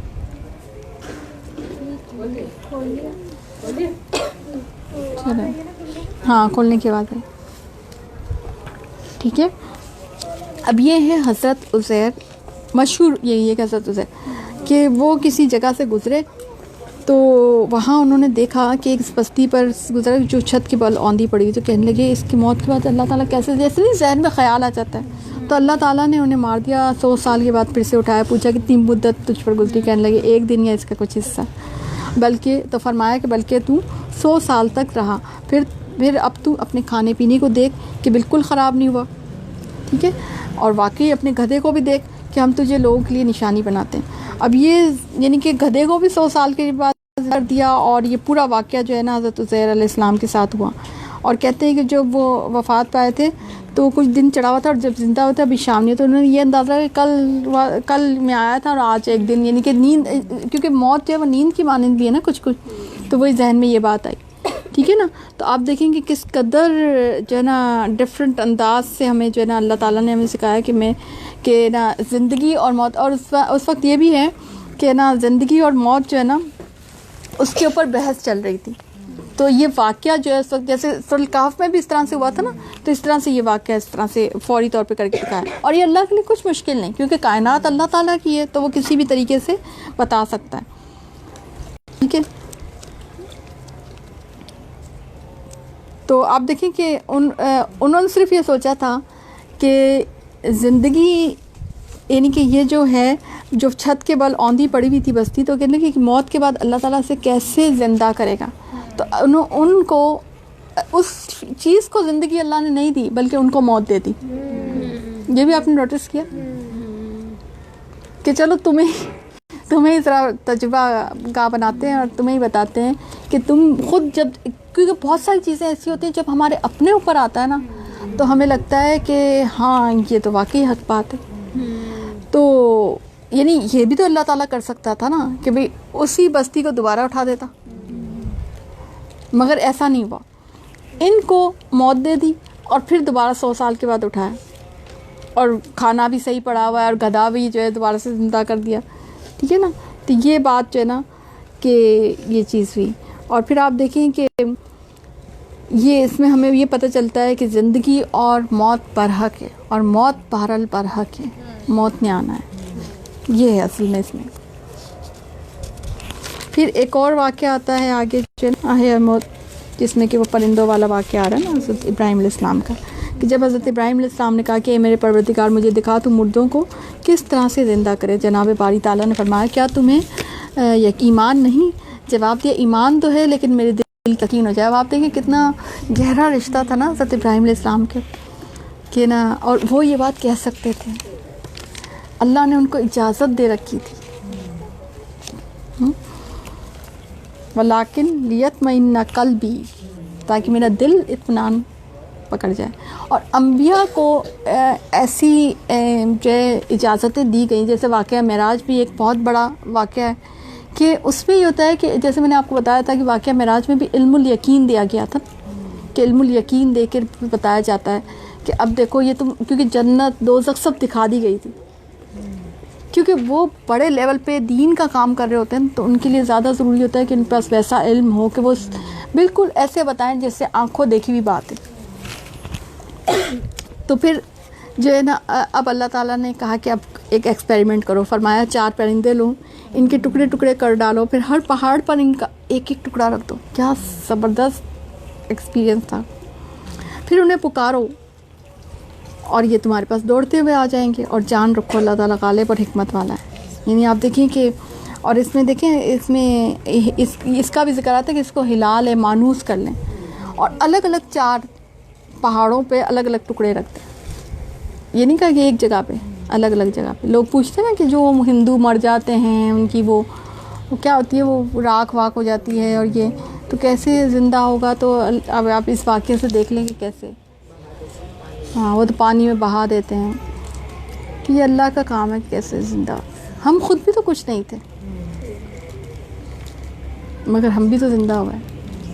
جو اولاد ہماری زندگی میں آتی ہے وہ کہیں بھی نہیں ہوتی، اس کائنات میں کہیں بھی نہیں ہوتی، اور وہ آ جاتی ہے ہماری زندگی میں۔ اور پھر زکوٰۃ کی آیات آ رہی ہیں۔ مثل الذین ينفقون اموالهم فی سبیل اللہ انبتت 7 سنابل فی کل سنبلۃ 100 حبۃ واللہ یضاعف لمن یشاء واللہ واسع علیم۔ مال آیت نمبر 6 کون سی؟ 261۔ ہاں، جو لوگ اپنا مال اللہ تعالیٰ کی راہ میں خرچ کرتے ہیں، اس کی مثال اس دانے جیسی ہے کہ جس میں 7 بالیاں نکلیں اور ہر بالی میں 100 دانے ہوں، اور اللہ تعالیٰ جسے چاہے بڑھا چڑھا کے دے، یعنی اس سے بھی زیادہ بڑھا چڑھا کے دے سکتا ہے اللہ تعالیٰ، کشادگی والا اور علم والا۔ یعنی آپ دیکھیں زندگی، اور پھر زندگی کے بعد موت، اور موت کے بعد دوبارہ زندگی، اس کے فوراً بعد جو ہے آپ دیکھیں کہ صدقہ کی بات آ گئی، کیونکہ جو آپ کو جو چیز بہت زیادہ فائدہ دے گی نا موت کے بعد، وہ جو اپنے ہاتھ سے آپ نے اللہ کے راستے میں دے دیا۔ حدیث میں آتا ہے تم میں سے کون ہے جسے اپنے مبارز کا مال اپنے مال سے زیادہ پیارا ہو؟ صحابہ کرام نے عرض کیا یا رسول اللہ صلی اللہ علیہ وسلم، ہم میں سے کوئی بھی ایسا نہیں کہ جسے اپنا مال پیارا نہ ہو۔ یہ فطرت ہے نا، انسان کو اپنا مال پیارا لگتا ہے۔ رسول اللہ صلی اللہ علیہ وسلم نے فرمایا تم میں سے ہر شخص کا مال وہ ہے جو اس نے نیکی کے کاموں میں خرچ کر کے آگے بھیج دیا، اور جو پیچھے چھوڑا وہ تو وارث کا مال ہے۔ اور ہم لوگ کتنے اس معاملے میں ایک کنفیوژن کا شکار ہے نا، کہ ہم کہتے ہیں یہ بھی رکھ لو، یہ بھی رکھ لو، یہ بھی رکھ لو، اس کو دے دو، اس کو دے دو۔ سب سے بہترین آپ کو پتہ ہے چیز کیا ہوتی ہے؟ جو آپ اللہ کے راستے میں دیتے ہیں، سب سے بہترین چیز ہوتی ہے۔ میں پرسنلی میں اکثر بتاتی ہوں، مجھے یہ جو ہوتے ہیں نا پرسنل جو لینے دینے والے معاملات ہوتے ہیں، مجھے پرسنلی پسند نہیں ہے۔ مجھے پرسنلی مجھے یہ پسند ہے کہ اللہ کے راستے میں دینا ہو، وہ پیاری چیز ہوتی ہے۔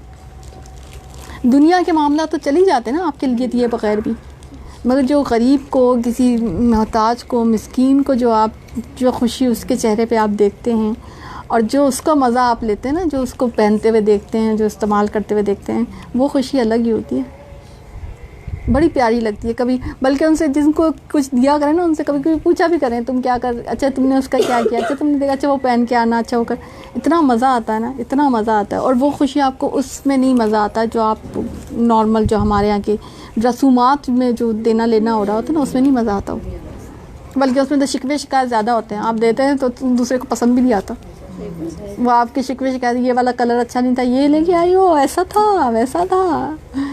تو اللہ کے راستے میں دیں، جو چیز بھی ایکسٹرا ہونا، یہ آپ اپنی ہیبٹ بنائیں کہ وہ اللہ کے راستے میں دیں۔ یہ مت ڈرا کریں کہ یہ مجھے کام آئے گی کبھی۔ میرا یہ ایکسپیرینس ہے اس معاملے، اور میں اللہ تعالیٰ کو اکثر میں اکیلے میں بولتی ہوں کہ اللہ تعالیٰ کبھی ایسا نہیں ہوا کہ میں نے اپنی کوئی بہت پسند کی کوئی چیز مثلاً دے دی اور وہ مجھے دوبارہ کبھی ضرورت اس کی پڑی، کبھی ایسا نہیں ہوا، کبھی بھی ایسا نہیں ہوا۔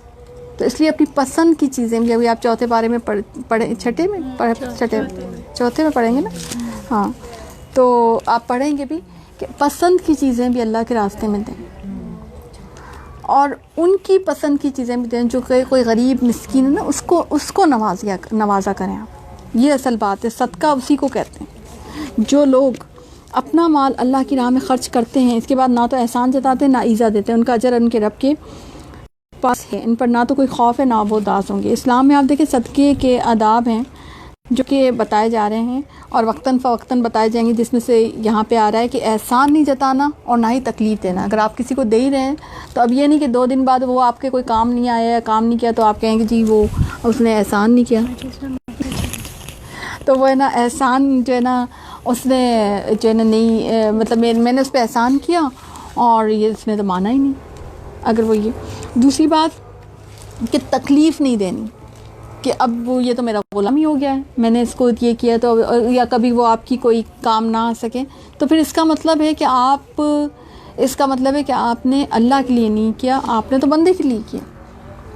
تو ایسا صدقہ ویسے بھی اللہ تعالیٰ قبول نہیں کرتا، ٹھیک ہے۔ پھر آگے اللہ تعالیٰ کہتے ہیں کہ نرم بات کہنا اور معاف کر دینا اس صدقے سے بہتر ہے جس کے بعد ایزا رسانی۔ اگر آپ کا اتنا دل چھوٹا ہے کہ آپ نے جو ہے نا آپ کو تکلیف ہو رہی ہے دینے کے بعد، آپ کو افسوس ہو رہا ہے میری اتنی اچھی چیز چلی گئی، اس قسم کا اگر آپ یا یہ کہ اس کو آپ مطلب کوئی ایزا کوئی تکلیف دے دیں کہ بھئی تم نے لے تو لی، پہن کے تو دکھاؤ، یا مطلب کوئی بھی ایسی بات ہو سکتی ہے، کوئی طنزیہ گفتگو کرنا، کچھ ایسا تمہارے تو لائق ہی نہیں تھی، میں نے تو یہ دے دی، اس طرح کی طنزیہ گفتگو کوئی چیز کر دینی، احسان جتا دینا۔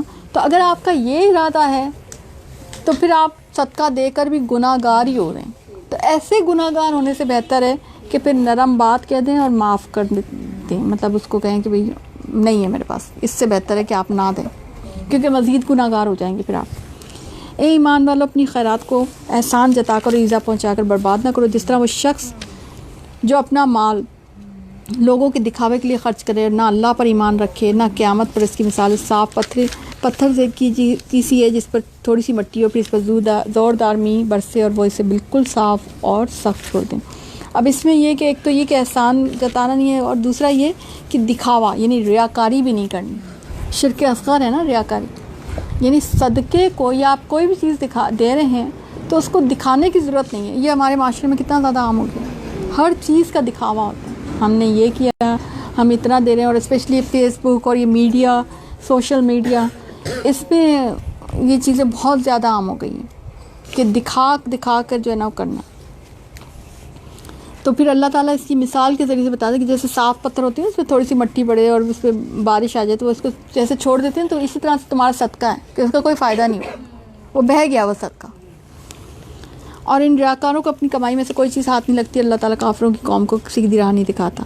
اور ان لوگوں کی مثال جو اپنی مال اللہ تعالیٰ کی رضامندی کی طلب میں دل کی خوشی اور یقین کے ساتھ خرچ کرتے ہیں، اس باغ جیسی ہے جو اونچی زمین پہ اور زوردار بارش اس پر برسے اور وہ اپنا پھل دگنا لاوے، اور اگر اس پر بارش نہ بھی برسے تو پھواری کافی ہے۔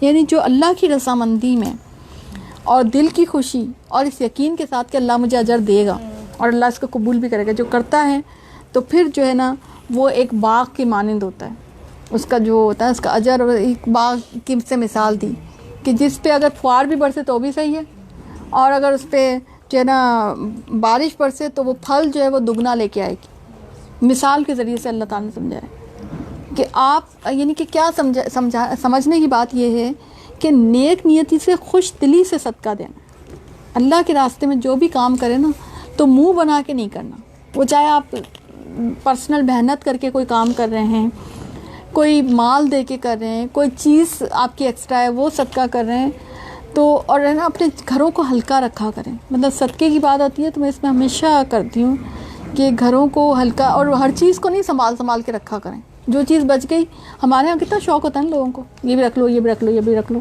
کام آ جائے گی، پتہ نہیں کب کام آئے گی، اچھا وہ کام نہیں آتی دوبارہ۔ اس کی بنسبت آپ کسی ایسے بندے کو ڈھونڈ لیں جس کے کام فوری طور پہ آ جائے، وہ جو آپ مہینے بعد سوچ رہے ہیں نا مہینے بعد میرے کام آ جائے گی، ہو سکتا ہے وہ مہینے بعد آپ کو ضرورت ہی نہیں پڑے۔ اگر آپ نے کسی ایسے یعنی مومن جو ہوتا ہے نا وہ چیز اگر اس کے پاس ایکسٹرا ہے تو وہ اس کے لیے وہ بندہ ڈھونڈ لیتا ہے جس کو فوری طور پہ اس کے کام آ جائے گی، کیونکہ آپ کو تو اگلے دن کا بھروسہ نہیں ہے، اگلے دن آپ کے پاس زندگی ہے کیا، کب کام آئے گی، موت پہ قبر میں کام آئے گی آپ، تو وہ چیز آپ دے دیں۔ میں نے پرسنلی فیل کیا ہے کہ آپ کی زندگی میں برکت آتی ہے، اس طرح سے آپ کے گھر میں برکت آتی ہے، آپ کا گھر سکون والا ہوتا ہے اور آپ کے دل ایک خوشی اور اطمینان سے بھر جاتا ہے کہ ہم نے کسی کام آ گیا ہماری، تو وہ ویسے بھی ایکسٹرا تھی، وہ چیز کو ہم رکھال کے سنبھال کے ہم کر کے کیا کرتے ہیں ہم اس کو، تو بہتر ہے کہ وہ آپ اس کو دے دیں جس کے شاید وہ زیادہ ضرورت اور فوری طور پہ ضرورت میں آ جائے. اور چیزوں کا بھی یعنی کہ پیسہ ہر ایک کے پاس پیسہ نہیں ہوتا, اور پیسہ ہو بھی تو پیسے کی ایک الگ بات ہے, ٹھیک ہے, لیکن یہ جو ہوتا ہے گھر کا جو ایکسٹرا سامان ہوتا ہے اس کو بھی لائٹ رکھا کریں. یہ ہماری عادت ہوتی ہے, ہم بہت سارے کپڑے لے لیتے ہیں, ٹھیک ہے, اگر آپ لے رہے ہیں تو جو دوسرے کپڑے ہیں وہ دیں بھی اللہ کے راستے میں.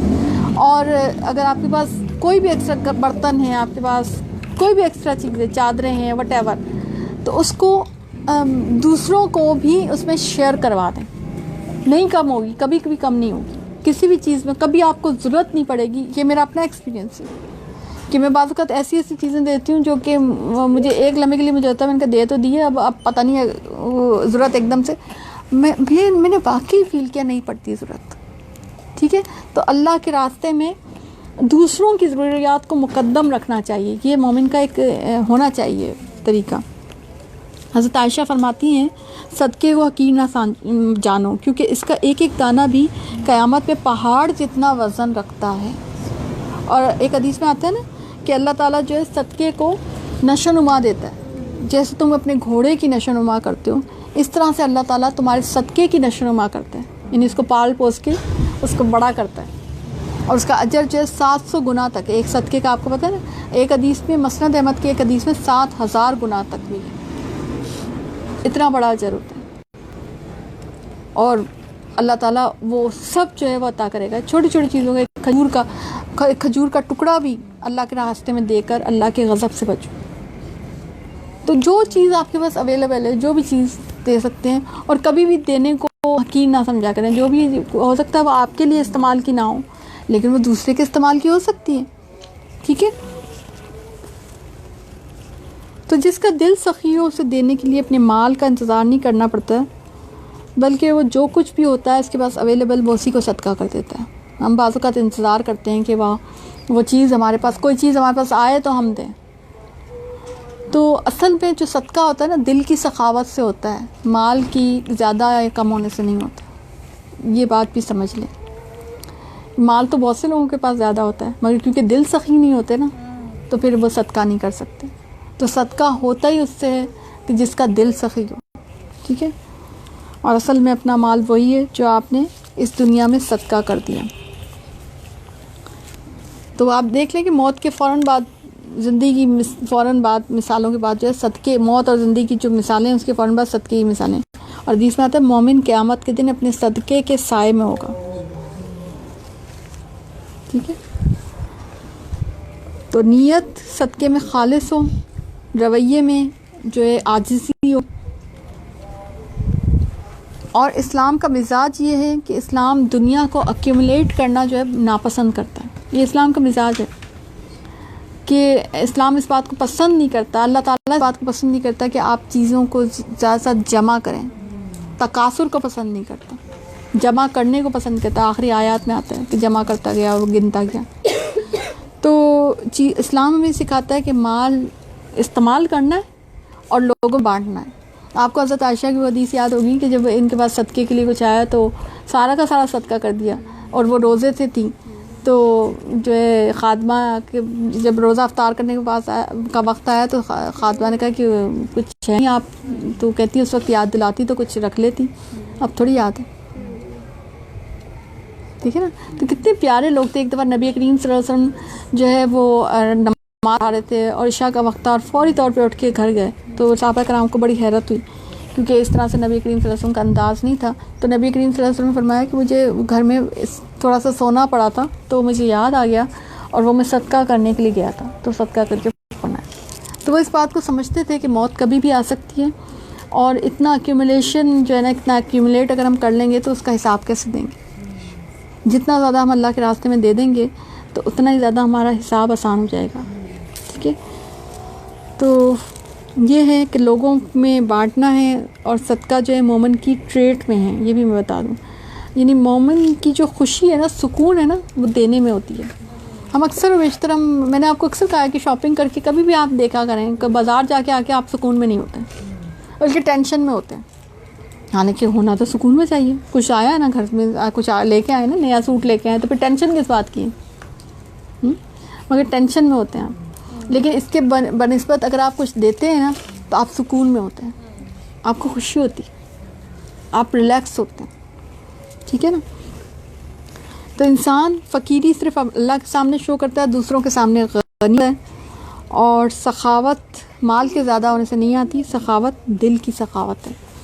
یہ ہے اصل بات جو یہاں پہ صدقے کی جتنی بھی آیات ان کو سمجھتی ہے. اور آگے بھی وہی مثال آتی ہے کہ انگوروں کا باغ ہو جن کی نہریں بہ رہی ہوں اور اس میں ہر قسم کا پھل موجود ہو, اس شخص کا بڑھاپا آ جائے. یعنی کہ اس طرح سے قیامت کے دن اس کے اعمال ضائع ہو جائیں گے اور وہ خالی ہاتھ ہوگا. جس طرح سے یہ مثال دے گی کہ اگر اس طرح سے آگ ایک دم لگ جائے تو تم جیسے خالی ہاتھ ہو, اس طرح سے اگر تم نے اللہ کے راستے میں کچھ بھی نہیں دیا تو پھر آخرت میں تم خالی ہاتھ ہوگے. اور ایمان والوں, اپنی پاکیزہ کمائی میں سے زمین میں سے اور زمین میں سے جو تمہاری لیے تمہاری نکالی ہوئی چیزوں میں سے خرچ کرو. ان میں سے بری چیزوں کا کسد نہ کرو جس کو تم خود لینے والے ہو نہیں. اب یہ بھی ایک ادب آ گیا کہ ایسی چیزیں نہ کسد کریں, ایسی چیزیں نہ دیں کہ جو آپ خود بھی لینے والے نہ, جو آپ خود بھی پسند نہ کریں. شیطان تمہیں فقیری سے دھمکاتا ہے اور بے حیائی کا حکم دیتا ہے. اللہ تعالیٰ تم سے اپنی بخشش اور فضل کا وعدہ کرتا ہے. اللہ تعالیٰ وسعت والا اور علم والا ہے. شیطان کبھی بھی آپ جب اللہ کے راستے میں کچھ دینے کی بات کریں گے نا تو شیطان ایک دم دھمکے گا, اور وہ تمہیں دھمکاتا ہی دھمکیاں دیتا ہے. دھمکی سمجھتے ہیں نا آپ کے دل کو ڈراتا ہے. دھمکی سے کیا ہوتا ہے, آپ کا دل لرس جاتا ہے, ڈر جاتے ہیں. وہ ایک دم آپ کو ایک ایسا, بعض اوقات آپ کچھ دینا جا رہے ہوتے ہیں, ایک دم ایک خوف سا آتا ہے آپ کے اندر, نہیں یہ رکھ لو, نہیں کل کام آ جائے گا, یہ تو یہ میں یہ دے دیا تو پھر میں کیا کروں گی, اس طرح سے مجھے بھی ضرورت ہے بھائی. تو وہ جو دھمکی آتی ہے نا وہ شیطان کی طرف سے آتی ہے. اور شیطان فقیر سے اور بے حیائی کا حکم دیتا ہے کہ وہ آپ دیکھیں شیطان کا ہر بھائی یہی ہے, وہ جتنا آپ بے حیا ہوتے جائیں گے نا وہ اتنا ہی آپ کو خوبصورت لگواتا جاتا ہے. آپ دیکھیں جب آپ ایک دفعہ کبھی آپ اوپن چہرہ یا خدا نہ خواستہ کسی, جب آپ تھوڑا سا کبھی بھی آپ اللہ نہ کرے کسی کو ایسا ایکسپیرینس کا ضرورت پڑے, لیکن اگر میں ایک مثال کے ذریعے سمجھاؤں کہ جس نے تھوڑی سی جب وہ بے حیائی کر لیتا ہے نا, یعنی کہیں پہ ایسی تیاری کر لی, ایسا کوئی لباس پہن لیا جو بے حیائی قسم کا ہے, تو اس کے بعد وہ ایک اسٹیپ کے بعد وہ دوسرا اسٹیپ وہ ایسا ہے کہ جو بے حیائی کا ایک کنواں ہے جس میں وہ کودتا ہی چلا جائے گا, گرتا ہی چلا جائے گا. یہی ہوتا ہے کہ جب آپ ایک دفعہ تھوڑا سا مثلاً آپ نے پہنا سی تھرو ٹائپ کپڑے پہن لیے, تو اگلی دفعہ آپ کو مزید جو ہے نا وہ مزید ایسا گندا ڈریس پہننے میں آپ کو کوئی کراہیت محسوس نہیں ہوگی, اس سے بھی زیادہ گندا ڈریس پہنیں گے. ایک دفعہ اگر آپ نے زیادہ تیاری کر لی, بہت کسی غیر مرد کو آپ نے اپنا جو ہے میک اپ شیک اپ دکھا دیا, تو اگلی دفعہ میں آپ کو وہ جو شرم حیا جو تھی نا, وہ جو ایک پردہ تھا نا آپ کا اور آپ کے رب کے درمیان, وہ ہٹ چکا ہے. اب آپ کو شرم نہیں آئے گی. اس لیے بے حیائی کا چھوٹا سا بھی جو ایک ذرہ سا بھی جو عمل ہوتا ہے اس سے بھی بچنا چاہیے, کیونکہ وہ پھر کھڑکی کھول دیتا ہے مزید بے حیائی کے لیے. استغفر اللہ. اور اس کے فوراً بعد پھر آتا ہے علم کی بات. یوت الحکمہ, حکمت اور علم کی بات. میں یشاء میں یوت الحکمہ فقد اوتیا خیرن کثیرا. وہ جسے چاہتا ہے حکمت اور دانائی دیتا ہے, اور جو شخص حکمت اور سمجھ دیا جائے وہ بہت ہی بڑی بھلائی دیا گیا. حکمت کا مطلب ہوتا ہے قوت فیصلہ, صحیح وقت پر صحیح فیصلہ کرنے کی قوت, جو اکثر و بیشتر لوگوں کے پاس نہیں ہوتی, کیونکہ علم نہیں ہوتا نا. علم کون سے والا نہیں ہوتا, دین کا علم نہیں ہوتا. دنیا کا تو علم بہت ہوتا ہے, مگر یہ جو قوت فیصلہ آتی ہے نا, آپ کو میں بتاؤں قرآن اور سنت کے علم سے آتی ہے, آپ کے اندر اسٹیبلش ہوتی ہے. دانائی, حکمت دانائی کو بھی کہتے ہیں عقل مندی, ہوشیاری, سمجھداری. ہوشیاری کو نیگیٹو اس میں نہیں کہ آپ 1.5 ہوشیار ہیں, سپر ہوشیار ہوں, وہ والی نہیں. وہ دانائی کہ جو کسی کا نقصان بھی نہ کرے اور آپ کا بھی نقصان نہ کرے. دانا انسان پازیٹیو وے میں ہوتا ہے, سمجھدار, سمجھداری کے ساتھ چلنا. حکمت میں قرآن اور سنت کا علم بھی شامل ہے, کہ اس کو قرآن اور سنت کا علم ہے تو پھر وہ حکمت میں ہی ہے. صحیح وقت پر صحیح بات کرنا بھی حکمت والا ہی بندہ کر سکتا ہے, یہ بھی حکمت میں شامل ہے. آپ دیکھیں ہم اکثر و بیشتر ہماری زندگی میں مسئلے اس وقت آتے ہیں جب ہم صحیح وقت پر صحیح بات نہیں کر پا رہے ہوتے, یعنی غلط وقت پہ غلط بات کرتے ہیں. وہ اس وقت وہ بات ویسے صحیح ہے, مگر اس وقت وہ بات کرنے کا موقع نہیں ہے. یہ بات بھی سمجھنا جو ہے نا، یہ ٹریننگ ہے بیسک آپ کی پوری حکمت کا، تو پورا ایک ٹریننگ ہے انشاءاللہ. اس کا بھی کوئی الگ سے ہم ایک سیشن ویشن رکھیں گے حکمت کے اوپر انشاءاللہ. کہ حکمت جو ہے نا، یعنی ہم کیونکہ میں نے دیکھا اکثر بیشتر ہمارے اندر حکمت اس طرح سے نہیں ہوتی. اور پھر مضبوط اور پختہ دلیل، یہ بھی حکمت کو ہی کہتے ہیں. یعنی آپ کے پاس اتنی مضبوط دلیل ہو کہ دوسرا آپ کو جو ہے لیٹ ڈاؤن نہ کر سکے. ٹھیک ہے. تو اللہ تعالیٰ کہتا ہے بڑی خوبصورت بات ہے کہ جسے وہ حکمت اور دانائی عطا کرتا ہے تو جس کو وہ دے دیتا ہے تو وہ اوتیا خیرن کثیرن، سب سے بڑی خیر تو اس کو دی گئی ہے. ہم نعمتیں کسی اور چیز کو سمجھتے ہیں نا. اب آپ سوچیں جس کے پاس حکمت ہوگی، جس کے پاس سمجھداری دانائی ہوگی، تو وہ اپنے تھوڑے سے رزق کو بھی بڑے اچھے طریقے سے چلا لے. وہ اپنے تھوڑے سے کچن کے جو ہے نا بجٹ کو بھی بڑے اچھے طریقے سے مینیج کر لے گا حکمت اور دانائی کے ساتھ. وہ اپنے تھوڑے سے لباس کو بھی بڑے اچھے طریقے سے جو ہے نا مینیج کر لے گا. وہ اپنی تھوڑی سی چیزوں کو بھی بڑے اچھے طریقے سے مینیج کر لے گا حکمت اور دانائی کی وجہ سے. یہ میں نے بہت سے لوگوں کو دیکھا ہے، بہت بہت بہت بہت پیسہ ہوتا ہے مگر ان کو سنبھالنا نہیں آتا، ان کو خرچ کرنے کی تمیز نہیں ہوتی. ان کو فیشن، یعنی اگر آپ اس کو دنیا کے حساب سے دیکھیں، آپ دیکھیں بعض اوقات آپ ایسا نہیں دیکھتے کہ کئی شادی میں کہیں کسی کے جگہ، اور وہ تھوپا ہوا ہے چیزیں، بہت ساری تھوپی ہوئی ہیں مگر وہ اچھی کچھ بھی نہیں لگ رہی اس میں سے. یعنی وہ کیونکہ ان کی پرسنالٹی کو میچ نہیں کر رہی نا. حکمت نہیں ہے نا. حکمت بہت بڑی چیز ہے، سمجھداری دانائی، کہ بھئی مجھے کیا چیز سوٹ کرتی ہے، یہ چیز ہے، یہ ڈریس ہے، یہ فلانا ہے، یہ مجھے سوٹ بھی کرتا نہیں کر، یا میں صرف ریاکاری چاہتی ہوں. ٹھیک ہے نا. تو وہ حکمت اور دانائی جس کے اندر ہوتی ہے نا، وہ اپنی زندگی بڑے اچھے طریقے سے گزار لیتے ہیں. اور پھر آگے اللہ تعالیٰ کہتے ہیں تم جتنا کچھ خرچ کرو گے، یعنی خیرات اور جو کچھ نظر مانو، اسے اللہ تعالیٰ کو بخوبی جانتا ہے. اور اگر تم صدقہ خیرات کو ظاہر کرو تو وہ بھی اچھا ہے، لیکن اگر تم پوشیدہ مسکینوں کو دے دو تو یہ تمہارے حق میں بہتر ہے. یعنی کب ظاہر کر سکتے ہیں؟ جب آپ واقعی آپ کو یقین ہو کہ اس سے جو ہے دوسرے ترغیب پکڑیں گے. یقین ہو جب آپ کو. ٹھیک ہے. صرف آپ نے فیس بک کے وہ نہیں لینے، آپ نے لائکس نہیں لینے، آپ کو واقعی یقین ہے. یا آپ اچھا اس کی ترغیب، آج کے زمانے میں ترغیب دینے کے اور بہت سارے انداز ہو سکتے ہیں. آپ پرسنلی بھی کسی کو فون کر کے بتا سکتے ہیں. آپ پرسنلی بھی، ضروری تو نہیں ہے کہ آپ نے فیس بک پہ اور واٹس ایپ پہ ہی ڈالنا ہے سارا کچھ، تبھی وہ جو ترغیب ہوگی. ہم نے ترغیب کا بس ایک ہی فورم سمجھ لیا ہے کہ ہم میڈیا، سوشل میڈیا پہ جب ڈالیں گے تو ہی جو ہے نا وہ، اور ہم نے اپنے آپ کو قائل بھی کر لیا اس بات کہ نہیں، لوگ اس سے نا پکڑیں گے نا کہ بھی لوگ بھی تو یہ کام کریں گے. لوگ کریں نہ کریں، آپ کی تو نیکی ضائع ہو گئی نا. آپ نے یہ نہیں سوچا. ٹھیک. اور پھر آگے اللہ تعالیٰ ان لوگوں کے بارے میں کہتے ہیں کہ اللہ تعالیٰ کہ انہیں ہدایت پہ لا کھڑا کرنا تمہاری ذمہ نہیں، بلکہ ہدایت اللہ تعالیٰ دیتا ہے جسے چاہتا ہے. تم جو بھلی چیز اللہ کی راہ میں دو گے اس کا فائدہ تم خود پاؤ گے. تمہیں صرف اللہ کی رضامندی کی طلب کے لیے خرچ کرنا ہے. ٹھیک ہے. یعنی کہ ایک تو بات یہاں پہ یہ کہ نبی کریم صلی اللہ علیہ وسلم کو بہت شوق تھا، بہت خواہش تھی کہ سب کے سب ہدایت پکڑ جائیں. تو یہ اللہ تعالیٰ نے کہا ہے کہ ہدایت جو ایکچولی جو ہدایت ہوتی ہے نا، وہ اللہ کے ہاتھ میں ہے. وہ انسان کو نہیں دے سکتا. ایکچولی جو ہدایت ہوتی ہے. ٹھیک ہے. یہ جو اچھا ہدایت کے بعد آپ کو پتہ ہے شرح صدر ہوتا ہے، آپ کا سینہ کھل جاتا ہے دین اسلام کے لیے. آپ کو دین اسلام اچھا لگنے لگتا ہے. آپ بتائیں انسان کے لیے کیسے کر سکتا ہے؟ انسان کو یہ چیز نہیں دے سکتا، ہو ہی نہیں سکتا. جیسا آپ کا سینہ کھلا ہے، آپ دوسرے کا کیسے کھولیں گے؟ آپ اس کا جو ہے نا وہ تو نہیں کریں گے نا، دل کا وہ کریں گے، آپریشن کریں گے؟ نہیں کریں گے نا. پن دیتے ہیں مجھے. بسم اللہ.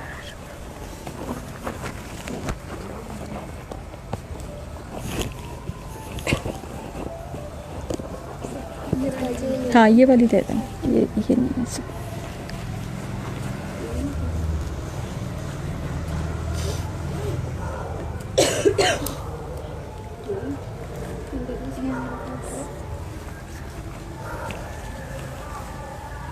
مجھے بتا بھی دیجیے گا کہ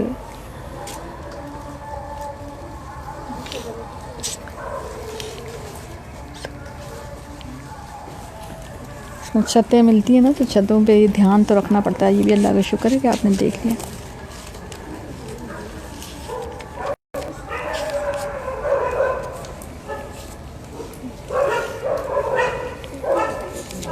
ٹھیک ہے. تو میں آپ کو بتائی تھی کہ ہدایت جو ہے وہ انسان کو نہیں دے سکتا. ہاں اللہ جس کو چاہے وہ ہدایت دے سکتا ہے.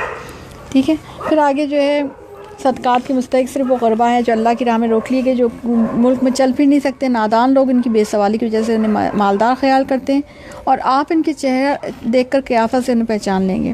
یعنی صدقات کے مستحق موسٹلی آپ کو پتہ ہے 8 مصارف ہیں زکوٰۃ کے, تو وہی مصارف جو ہے صدقات کے بھی ہے. تو مجھ سے اکثر پوچھا جاتا ہے صدقات کا, بس اس میں فرق یہ اتنا ہو سکتا ہے کہ آپ جسے اہل کتاب یا غیر مسلم جو ہوتا ہے اس میں بھی اگر آپ دینا چاہیں تو دے سکتے ہیں, لیکن اس میں بھی تمہارا کھانا نہ کھائے مگر یہ کہ سوائے متقی کے. ٹھیک ہے نا. تو اس میں بھی یہ کہ دھیان رکھیں کہ اگر آپ کے پاس کوئی مسلمان ہی ہے سوالی تو پھر مسلمان کو دیں, اٹ از گڈ نا. اور اگر آپ اور صدقے کے بہرحال مصارف وہی ہیں کہ جو زکوٰۃ کے مصارف ہیں, اس میں کوئی دو رائے نہیں ہے. ٹھیک ہے. اب آپ دیکھیں کہ یہاں پہ بھی آپ نے ایک چیز نوٹ کی, صدقے کی آیت کے بعد جو ہے حکمت اور دانائی کی بات, اور یہ اللہ کا ہماری طرف صدقہ ہے نا کہ اللہ تعالیٰ ہمیں حکمت اور دانائی عطا کرتا ہے, کیونکہ حکمت اور دانائی اللہ تعالیٰ اپنی طرف سے عطا کرتا ہے.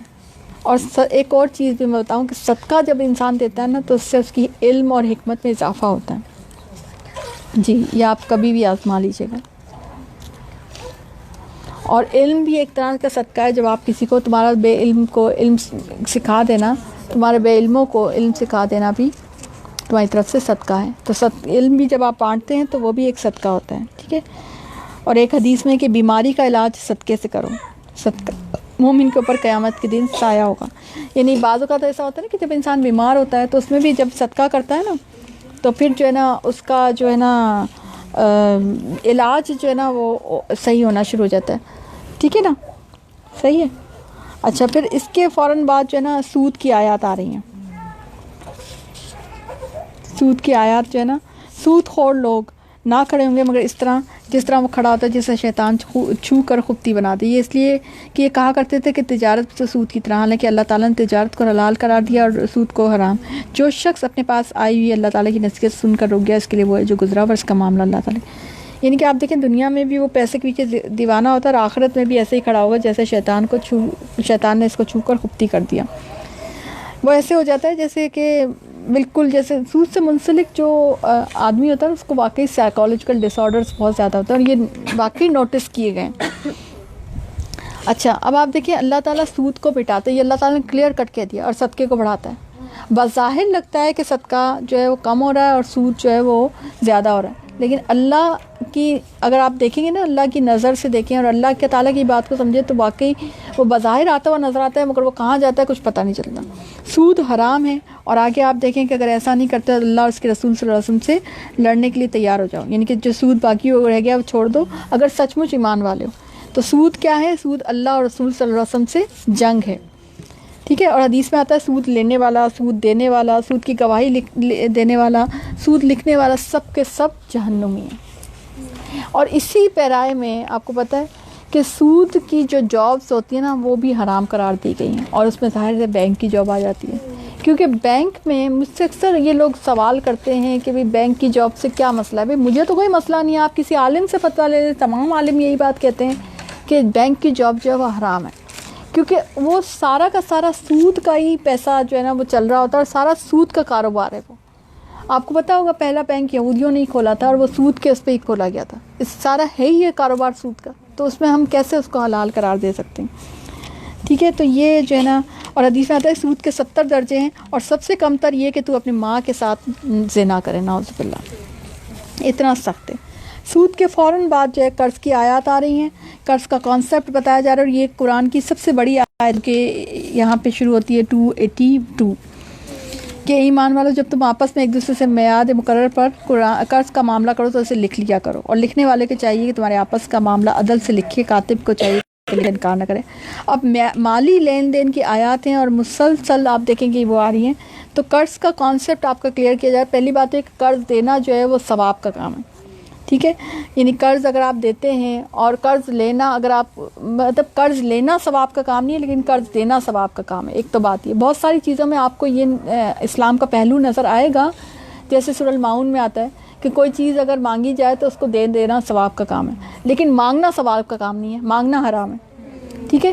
اسی طرح سے قرض کا معاملہ بھی ہے کہ قرض لینے کو اجتناب کرنا چاہیے, بچنا چاہیے, لیکن بعض اوقات انسان کی مجبوری ہو جاتی ہے اور ریئل ریزن آ جاتی ہے, یعنی انسان واقعی کوئی مجبوری میں کیفیت میں ہوتا ہے, تو وہاں پر ظاہر اس کے لیے پھر جائز بھی ہو جاتا ہے کہ قرض مانگنا.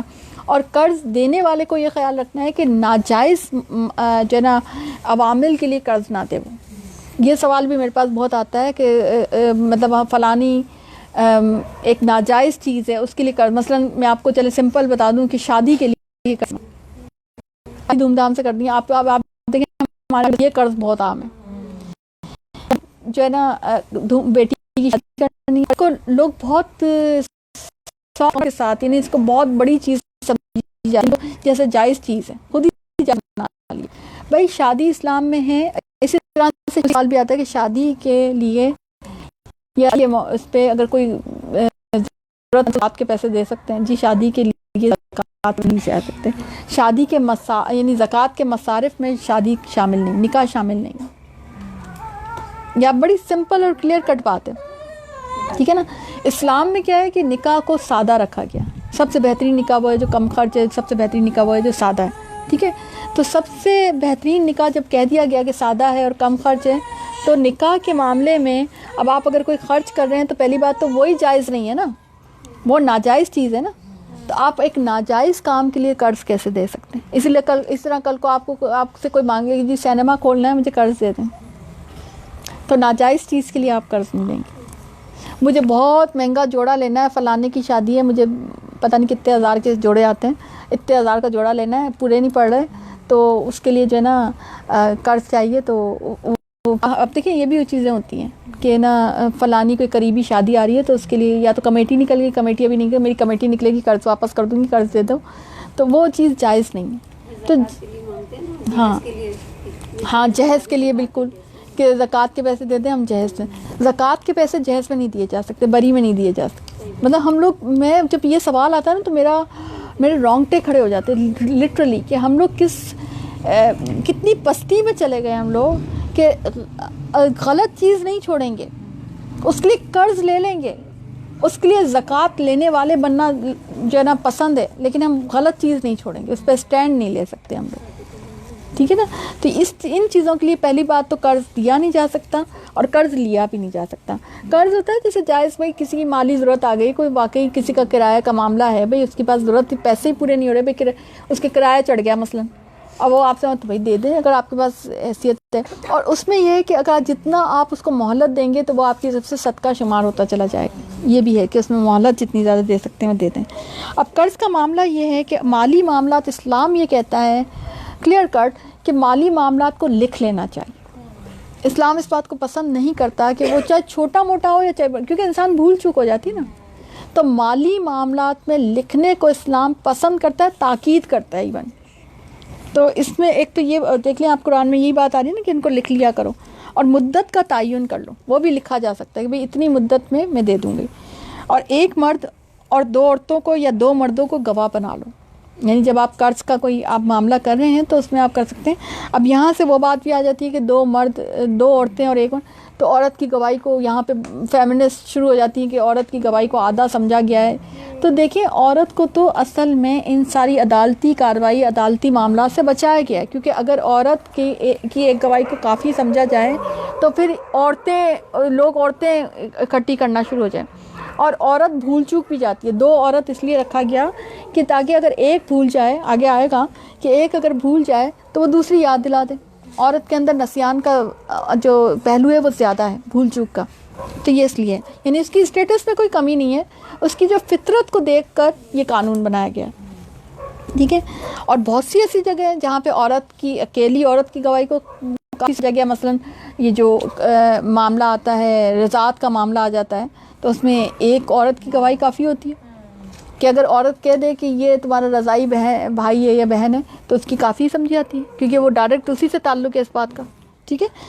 تو پھر اسی طرح سے اگر سفر میں قرض دینا پڑے تو گروی بھی رکھ سکتے ہیں کوئی چیز, یعنی کہ اگر آپ کے پاس کاغذ پینسل نہیں ہے یا وہ راضی نہیں ہے گروی کے بغیر دینے پہ, تو جو ہے نا آپ گروی رکھوا یعنی کہ حرام چیز نہیں ہے گروی رکھنا یا یہ سوال بھی میرے پاس اکثر آتا ہے کہ گروی رکھوانا یا رکھنا. بہتر یہ ہے کہ قرض بغیر گروی رکھے دیا جائے. یہ اس کو تاکید ہے کہ جو قرض دے رہا ہے. لیکن اگر وہ نہیں مان رہا تو آپ اگر گروی رکھوا رہے ہیں تو آپ پر کوئی گناہ نہیں آئے گا, رکھوائی جا سکتی ہے. بعض اوقات ایسے اعتبار کے پہلو ہو سکتے ہیں تو اس میں کوئی حرج نہیں ہے باہر. تو یہ ہے سارا معاملہ کہ جس میں بتایا گیا. اور پھر یہ کہ آگے چلتے ہیں. یہ میں نے سارا بتا دیا جو کہ اس میں آ رہا ہے, سارا میں نے آپ پوائنٹس میں بتا دیا. اور پھر آگے جو ہے نا اس کا یہ ہو گیا. اب ہم آخری جو سورۃ البقرہ کی آخری جو 2 آیات اس پہ آیت آمن رسول بما انزل الیہ من ربی والمؤمنون کل آمن باللہ وملائکتہ وکتبہ ورسلہ لا نفرق بین احد من رسلہ وقالوا سمعنا واطعنا غفرانک ربنا والیک المصیر. رسول صلی اللہ علیہ وسلم ایمان لائے اس چیز پر جو اس کی طرف اللہ کی طرف سے اتری, اور مومن پر بھی ایمان لائے. یہ سب اللہ تعالیٰ اور اس کی فرشتوں پر, اس کی کتابوں پر, اس کے رسولوں پر ایمان لائے. اس کے رسولوں میں سے ہم کسی میں تفریق نہیں کرتے. پچھلی اس میں یہ بات گزری اور ابھی بھی کہ ہم تفریق نہیں کرتے, یعنی کسی کو بڑا یا کسی کو چھوٹا نہیں سمجھتے. انہوں نے کہہ دیا کہ ہم نے سنا اور ہم نے اطاعت کی, ہم تیری بخشش طلب کرتے ہیں اور اے ہمارے رب ہمیں تیری طرف ہی لوٹنا ہے. اللہ تعالیٰ کسی جان کو اس کی طاقت سے زیادہ تکلیف نہیں دیتا. جو نیکی کرے گا وہ اسی کے لیے, اور جو برائی کرے گا وہ اسی پر ہے.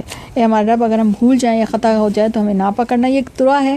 مومن کے اختیار کی حد بھی بتائی جا رہی ہے کہ تکالیف اور مصائب کا کانسیپٹ کلیئر کیا جا رہا ہے کہ مومن کو اتنی تکالیف اور آزمائشیں دی جاتی ہیں جتنی کہ اس کے اندر ہمت ہے, اور اللہ تعالیٰ زیادہ جانتا ہے کہ اس کے اندر کتنی ہمت ہے. اور اس کا درجہ جو ہے, کیونکہ جیسے کہ وہ حدیث میں نے بتائی تھی کہ اس کا درجہ کوئی اللہ کے ہاں زیادہ بڑا ہوتا ہے مگر وہ اس تک پہنچ نہیں رہا ہوتا, تو اس پر مصائب اور آزمائش بھیجی جاتی ہے تاکہ وہ اس پر صبر کرے اور پھر اس درجے تک پہنچ جائے. ٹھیک ہے, تو بعض درجات, بعض بلندی کی قیمت جو ہے وہ مصائب ہوتے ہیں. بعض چیزیں اسی طرح سے ہم تک پہنچتی ہیں, اللہ کے دینے کا انداز ہے کہ آزمائش اور دعا بھی اللہ کے دینے کا انداز ہیں. تو وہ جو نعمت ہے وہ بغیر آزمائش کے ہم تک پہنچ نہیں سکتی. اور پھر آگے اس میں دعا ہے کہ اللہ ہم سے اگر کوئی خطا ہوگی تو ہمیں نہ پکڑنا ہے. ہمارے رب ہم پر وہ بوجھ نہ ڈال جو ہم سے پہلے پھر لوگوں پر ڈالتا ہے. اللہ تعالیٰ جس کی ہم پر طاقت نہیں, اور ہم سے درگزر فرما اور ہمیں بخشش فرما اور ہم پہم کرو, تو ہی ہمارا مالک ہے, ہمارے کافروں کی قوم پر غلبہ عطا فرما. بسم اللہ الرحمن الرحیم. سورہ آل عمران.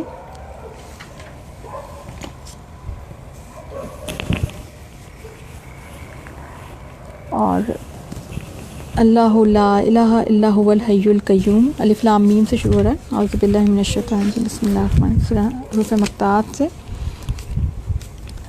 اور یہ مدنی صورت ہے.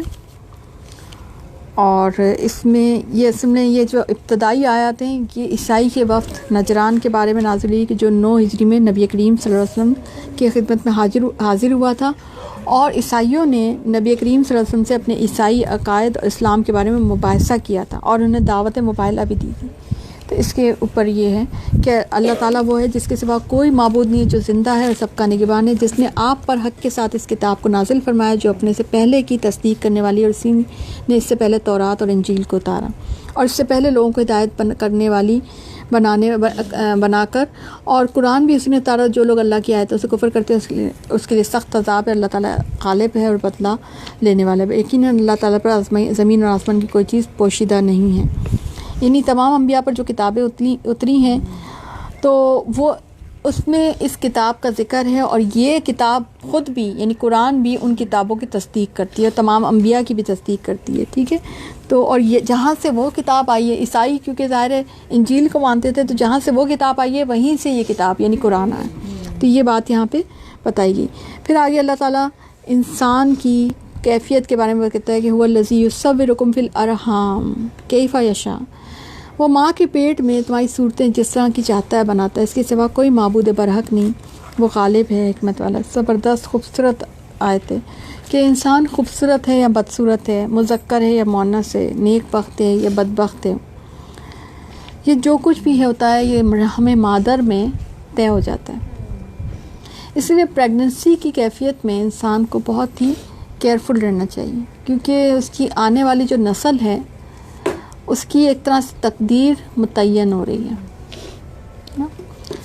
تو یہ سب کچھ آپ دیکھیں کہ ہم لوگ پھر اس کے بعد تو بس تربیت کا معاملہ وہ شروع ہوتا ہے. نیچر تو اس کی بنی چکی ہوتی ہے, اور ظاہر ہے اس میں ماں باپ کا اپنا عمل بھی بڑا عام طور پر جو دیکھا یہ گیا ہے، عام طور پہ معاملہ یہی ہوتا ہے کہ نیک اور سعادت مند جو ماں باپ ہوتے ہیں ان کے موسٹلی نیک اور سعادت مند اولاد ہی ہوتی ہیں. یعنی نیک اور سعادت مند کس کے؟ اللہ کے. تو ہمیں یہ چاہیے کہ ہم اگر واقعی چاہتے ہیں کہ ہمارے بچے بھی ہمارے لیے صدقہ جاریہ ہوں اور اللہ کے فرما بردار بنیں، تو ہمیں اللہ کا فرما بردار بننا ہے. تو اس کا آٹومیٹیکلی ہماری نسل پہ اثر جائے گا ضرور انشاءاللہ. ٹھیک ہے.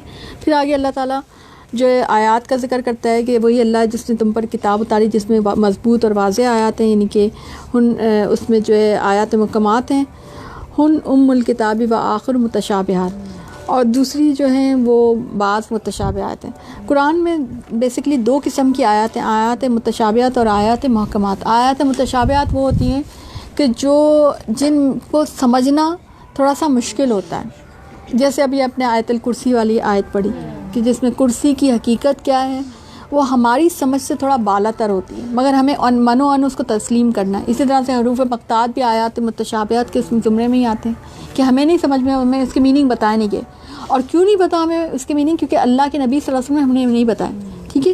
لیکن کچھ آیات محکمات کے جو بالکل ایگزیکٹ پڑھنے سے سمجھ میں آ جاتی ہیں، ان میں کوئی یعنی کنفیوژن نہیں ہے، ان وہ دیکھنے سے ایک دم سمجھ میں آ جاتی ہیں. ٹھیک ہے.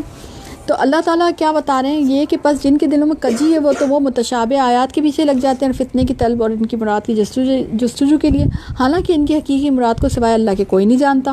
اور پختہ اور مضبوط علم والے یہی کہتے ہیں کہ ہم تو ان پر ایمان لائیں. ٹھیک ہے. یہ رویہ ہے جو کہ اختیار کرنا ہے کہ ہمیں ایمان لے آنا ہے کہ بس ٹھیک ہے یہ اللہ کی طرف سے تو ہم اس پہ ایمان لیں. لیکن جو لوگ متشابہ آیات کے پیچھے لگتے ہیں نا، اور آپ کو ایسے لوگ، ایسا گروپس بہت آج کل کے زمانے میں بہت ہیں اور وہ فتنے کریٹ کرتے ہیں. اور آپ آج دیکھیں کہ حروف مقطعات کو لے کے کتنے نقش مارکیٹ میں عام ہیں ہمارے معاشرے میں، اور وہ مبارک سمجھے جاتے ہیں. لوگ اپنے گھروں میں لگاتے ہیں، لوگ اپنی دکانوں میں لگاتے ہیں، اور وہ سمجھتے ہیں کہ کیونکہ ہماری انسان کی ایک ہمیشہ سے کمزوری رہی ہے کہ وہ مافوق الفطرت چیزوں کو وہ اپنا نعوذ باللہ الہ بنا لیتا ہے، وہ ان کو پوجنا شروع کر دیتا ہے. جیسے سامری والا واقعہ یاد کر لیں. ٹھیک ہے نا. تو یہ انسان کی فطرت میں ہے، اور اسی فطرت کو جو ہے قرآن ایڈریس کرتا ہے. اسی فطرت کو جو ہے انسان کی فطرت کو رد کیا گیا ہے کہ اسی لیے آتے کہ انسان کی فطرت میں پوجنا تو ہے. تو اللہ نے اپنا تعارف پیش کر دیا کہ تم حق کی طرف آؤ، بجائے اس کے تم ادھر ادھر بھٹکو، تم ایک رب کی طرف آ جاؤ.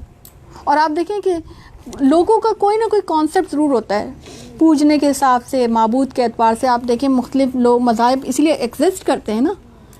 یہودیوں کا اپنا کانسیپٹ ہے، ان کے اپنے دن ہیں، ان کے اپنے شگن ہیں. ہندوؤں کا اپنا کانسیپٹ ہے، ان کے اپنے دن ہیں، ان کے اپنے شگن ہیں. یہ جو عیسائی ہیں ان کے اپنے کانسیپٹس ہیں، شگن ہیں. کوئی نہ کوئی طریقے ہیں جو، کیونکہ جب انسان اللہ کو فالو نہیں کرتا تو پھر وہ دنیا کے رسومات کریٹ کرتا ہے جو اس کے دل کو تسلی دے سکیں، جو اس کی زندگی کو تسلی دے سکیں، جو اس کی فطرت جس میں کہ پوجنا ہے. عہد الست کر کے آئے نا ہم لوگ، تو ہماری فطرت میں یہ تو ہے کہ ہمیں رب کو پوجنا. کچھ لوگ رب کو پا جاتے ہیں اور کچھ لوگ رب کو نہیں پاتے. تو جو رب کو نہیں پاتے تو وہ پھر جو ہے شرک میں بھٹکتے پھرتے ہیں، کفر میں بھٹکتے پھرتے ہیں. جو رب کو پا جاتے ہیں وہ توحید کا مزہ پا لیتے ہیں. یہ فرق ہے، یہ بات ہے اس میں. اور جو علم والے ہوتے ہیں تو وہ محکم آیات کے پیچھے اس پر ایمان لے آتے ہیں اور متشابہات پر بھی ایمان لے آتے ہیں، اور یہی وہ طریقہ ہے. تو یہ معاشرے میں یہ چیزیں بھی بہت عام ہیں. ٹھیک ہے نا. تو عبادت جب تک صحیح حدیث اس پر عمل نہیں کیا جا سکتا. عبادت وہی ہے جو اللہ تعالیٰ نے بتا دی. ٹھیک ہے. علم وہی ہے جو کہ قرآن اور حدیث سے ثابت ہو گیا. ہم اپنا علم نہیں نکال سکتے کہ جس سے ہم نے یہ سیکھا. یعنی کل کو یہ نہیں کہہ سکتا کوئی کہ جی حروف مقطعات پہ ہم نے یہ تجربہ کیا تھا تو اس سے ہمارا یہ تجربہ بڑا کامیاب رہا تو تم بھی یہ کام کر لو. ہم نے دکان میں لٹکایا تھا نعوذ باللہ تو تم بھی لٹکاؤ تو اس سے یہ فائدہ ہوگا. یہ چیز آپ دیکھیں. پھر بات جب ہم اس پہ جاتے ہیں نا آیات متشابہات کے اوپر جب ریسرچ شروع کرتے ہیں نا، اس ریسرچ کی ہمیں اجازت نہیں ہے. یعنی کل کوئی کہے کہ جی ہم اس پہ ریسرچ کرنا چاہتے ہیں تو اللہ کی طرف سے اس آیت کے پیش نظر ان آیات پہ ریسرچ کی اجازت نہیں ہے. سمجھ آ گئی بات؟ ٹھیک ہے. پھر آگے اللہ تعالیٰ نے دعا بھی سکھائی، ربنا لا تزغ قلوبنا بعد إذ هديتنا وهب لنا من لدنك رحمة إنك أنت الوهاب. یہ بڑی خوبصورت دعا ہے کہ اے رب تجھے جب ہمیں ہدایت دے ہی دی تو اب ہدایت دینے کے بعد ہمارے دل ٹیڑھے نہ کرنا. اس سے یہ پتہ چلا کہ دل ٹیڑھے ہو بھی جاتے ہیں ہدایت کے بعد اگر ہم ہدایت کا صحیح استعمال نہ کریں, اگر ہم ہدایت کو اللہ کی طرف سے تحفہ نہ سمجھیں, اگر ہم ہدایت کی صحیح میزبانی نہ کریں, تو پھر دل ٹیڑھے ہو بھی جاتے ہیں. استغفر اللہ. بہت مجھے یہ جو ہے نا آیت بڑی پرسنلی بڑی اٹریکٹ کرتی ہے, اور یہ وہ آیت ہے جو میں بھی بہت پڑھتی رہتی ہوں اور ہمیں پڑھنی چاہیے کہ جب ہدایت, کیونکہ ہم بھی انہی لوگوں میں ابھی تک ہیں کہ ابھی کچھ تھوڑی بہت ہدایت کی طرف ہم آ چکے ہیں, تو جب تھوڑی بہت ہدایت کی طرف آ جائیں تو پھر مزید دعا کرنی چاہیے کہ اللہ تعالیٰ جتنا ہمارے پاس علم ہے تو اب ٹیڑھ کی طرف نہ چلے جائیں ہم, کیونکہ علم کا تکبر بھی آ جاتا ہے بعض اوقات کہ ہمیں تو علم بھرا آ گیا, تو پھر ٹیڑھ کی طرف چلے جائیں گے آپ. جمع کرنے والا جس کے آنے میں کوئی شک نہیں, یقیناً اللہ تعالیٰ وعدہ خلافی نہیں کرتا. کافروں کو ان کے خوبصورت ساری چیزیں اٹریکٹ ہو گئی ہیں ایک ہی آیت میں نا, کیا چیزیں ہیں جو آج بھی لوگوں کو اٹریکٹ کرتی ہیں. سراندی, عورتیں, بیٹے, بیٹیوں کا ذکر نہیں آ رہا. اتنا زیادہ ہمارے ہاں اس معاشرے میں کتنی زیادہ لوگ اس سے فطری محبتیں کرتے ہیں, مگر اللہ کیا کہہ رہے ہیں کہ اگر آپ کو اللہ نے دے ہی دی ہے یہ چیزیں تو پھر اس سے آخرت کماؤ, اور ان کو سنبھال کے نہیں رکھو بلکہ اللہ کے راستے میں خرچ بھی کرو. اور آپ کہہ دیجئے کہ کیا میں تمہیں اس سے بہتر چیز نہ بتاؤں, تقوی والوں کے لیے ان کے رب کے پاس جنتیں ہیں اور جس کے نیچے نہریں بہتی ہیں جس میں وہ ہمیشہ رہیں گے, اور پاکیزہ بیویاں اور اللہ تعالیٰ کی رحمت. یعنی کہ اگر وہ آپ اللہ کے راستے میں لگائیں گے تو خود بھی انجوائے کریں گے اور دوسروں کو بھی انجوائے کروائیں گے, تو پھر اللہ تعالیٰ سے راضی ہوگا اور اللہ تعالیٰ آپ کو بڑی چیز عطا کرے گا. جنت جو زیادہ بڑی چیز ہے, جو کہتے ہیں ہمارے رب ہم ایمان لا چکے ہیں, ہمارے گناہ معاف فرما, ہمیں آگ کے عذاب سے بچا, یعنی ان کی دعا یہ ہوگی جنت والوں کی. جو صبر کرنے والے اور سچ بولنے والے اور فرما برداری کرنے والے, اللہ کی راہ میں خرچ کرنے والے اور پچھلی رات کو بخشش مانگنے والے. اہل تقویٰ کی صفات کا یہ ذکر آ رہا ہے یہاں پہ. اللہ تعالیٰ, فرشتے اور اہل علم اس بات کی گواہی دیتے ہیں کہ اللہ کے سوا کوئی معبود نہیں, وہ عدل کو قائم رکھنے والا, اس غالب اور حکمت والے کے سوا کوئی عبادت کے لائق نہیں. اور آپ دیکھیں اہل علم کی فضیلت کتنی بڑی ہے نا. یہاں سے اگر کسی کو سیکھنا ہے سیکھ لیں, سمجھنا ہے سمجھنے کہ اللہ نے اپنے نام اور فرشتوں کے ساتھ ان کا ذکر کیا ہے. اہل علم سے مراد قرآن اور سنت کا علم رکھنے والے. شہید اللہ انہ لا الہ الا هو والملائکۃ واولو العلم قائما بالقسط. کتنی خوبصورت بات ہے, اہل علم کیا ذکر اللہ تعالیٰ نے کتنے خوبصورت انداز میں کیا ہے. پھر ان الدین عند اللہ الاسلام, بے شک اللہ کے نزدیک دین اسلام ہی دین ہے. یعنی کہ انسان چاہے کچھ بھی اپنا, آپ دیکھیں وہی بات جو میں پہلے بھی کہہ چکی ہوں کہ لوگوں نے اپنے اپنے دین اپنے اپنے طریقے بنا رکھے ہیں, لیکن اللہ کے کمپیوٹر میں جو دین فٹ ہے وہ ہے دین اسلام. اللہ جس کو دین قرار دیتا ہے وہ دین اسلام ہے. لوگ اپنے اپنے اس کو کہتے ہیں ادیان, وہ بھی کہتے ہیں نا بھائی یہود ہیں, وہ بھی اپنے دین کو کتنا اہمیت دیتے ہیں. نصارہ بھی اپنے اس کو بہت اہمیت دیتے ہیں, جی ہم بڑے وہ ہیں. لیکن اللہ کیا کہتا ہے کہ اصل میں اب فقط ایک ہی دین ہے. اور جو پچھلے انبیاء کرام بھی آئے نا وہ بھی مسلمان تھے. اللہ تعالیٰ قرآن میں کہتے ہیں نا یہودی تو یہ خود بن گئے, نصارہ تو یہ خود بن گئے. اور جو انبیاء کرام اللہ نے نازل کیے تھے, جو مبعوث فرمائے تھے, وہ تو سارے کے سارے مسلمان تھے اور اسلام کا پیغام لے کے آئے تھے. یعنی آپ دیکھیں کہ یہ جادوگر کا معاملہ, اور یہ حضرت سلیمان علیہ السلام کے بارے میں کہتے ہیں. اور آپ دیکھیں جو ٹیمپل کی آج کے زمانے میں اگر رکھیں تو وہ کہتے ہیں ہم ٹیمپل بنائیں گے, نعوذ باللہ. یہود کہتے ہیں نا ٹیمپل بنائیں گے. حضرت سلمان نے کب ٹیمپل بنایا تھا؟ کوئی ٹیمپل نہیں بنایا تھا. جو نبی تھے, نبی تو مسجد بنائے گا, نبی کیوں ٹیمپل بنائے گا؟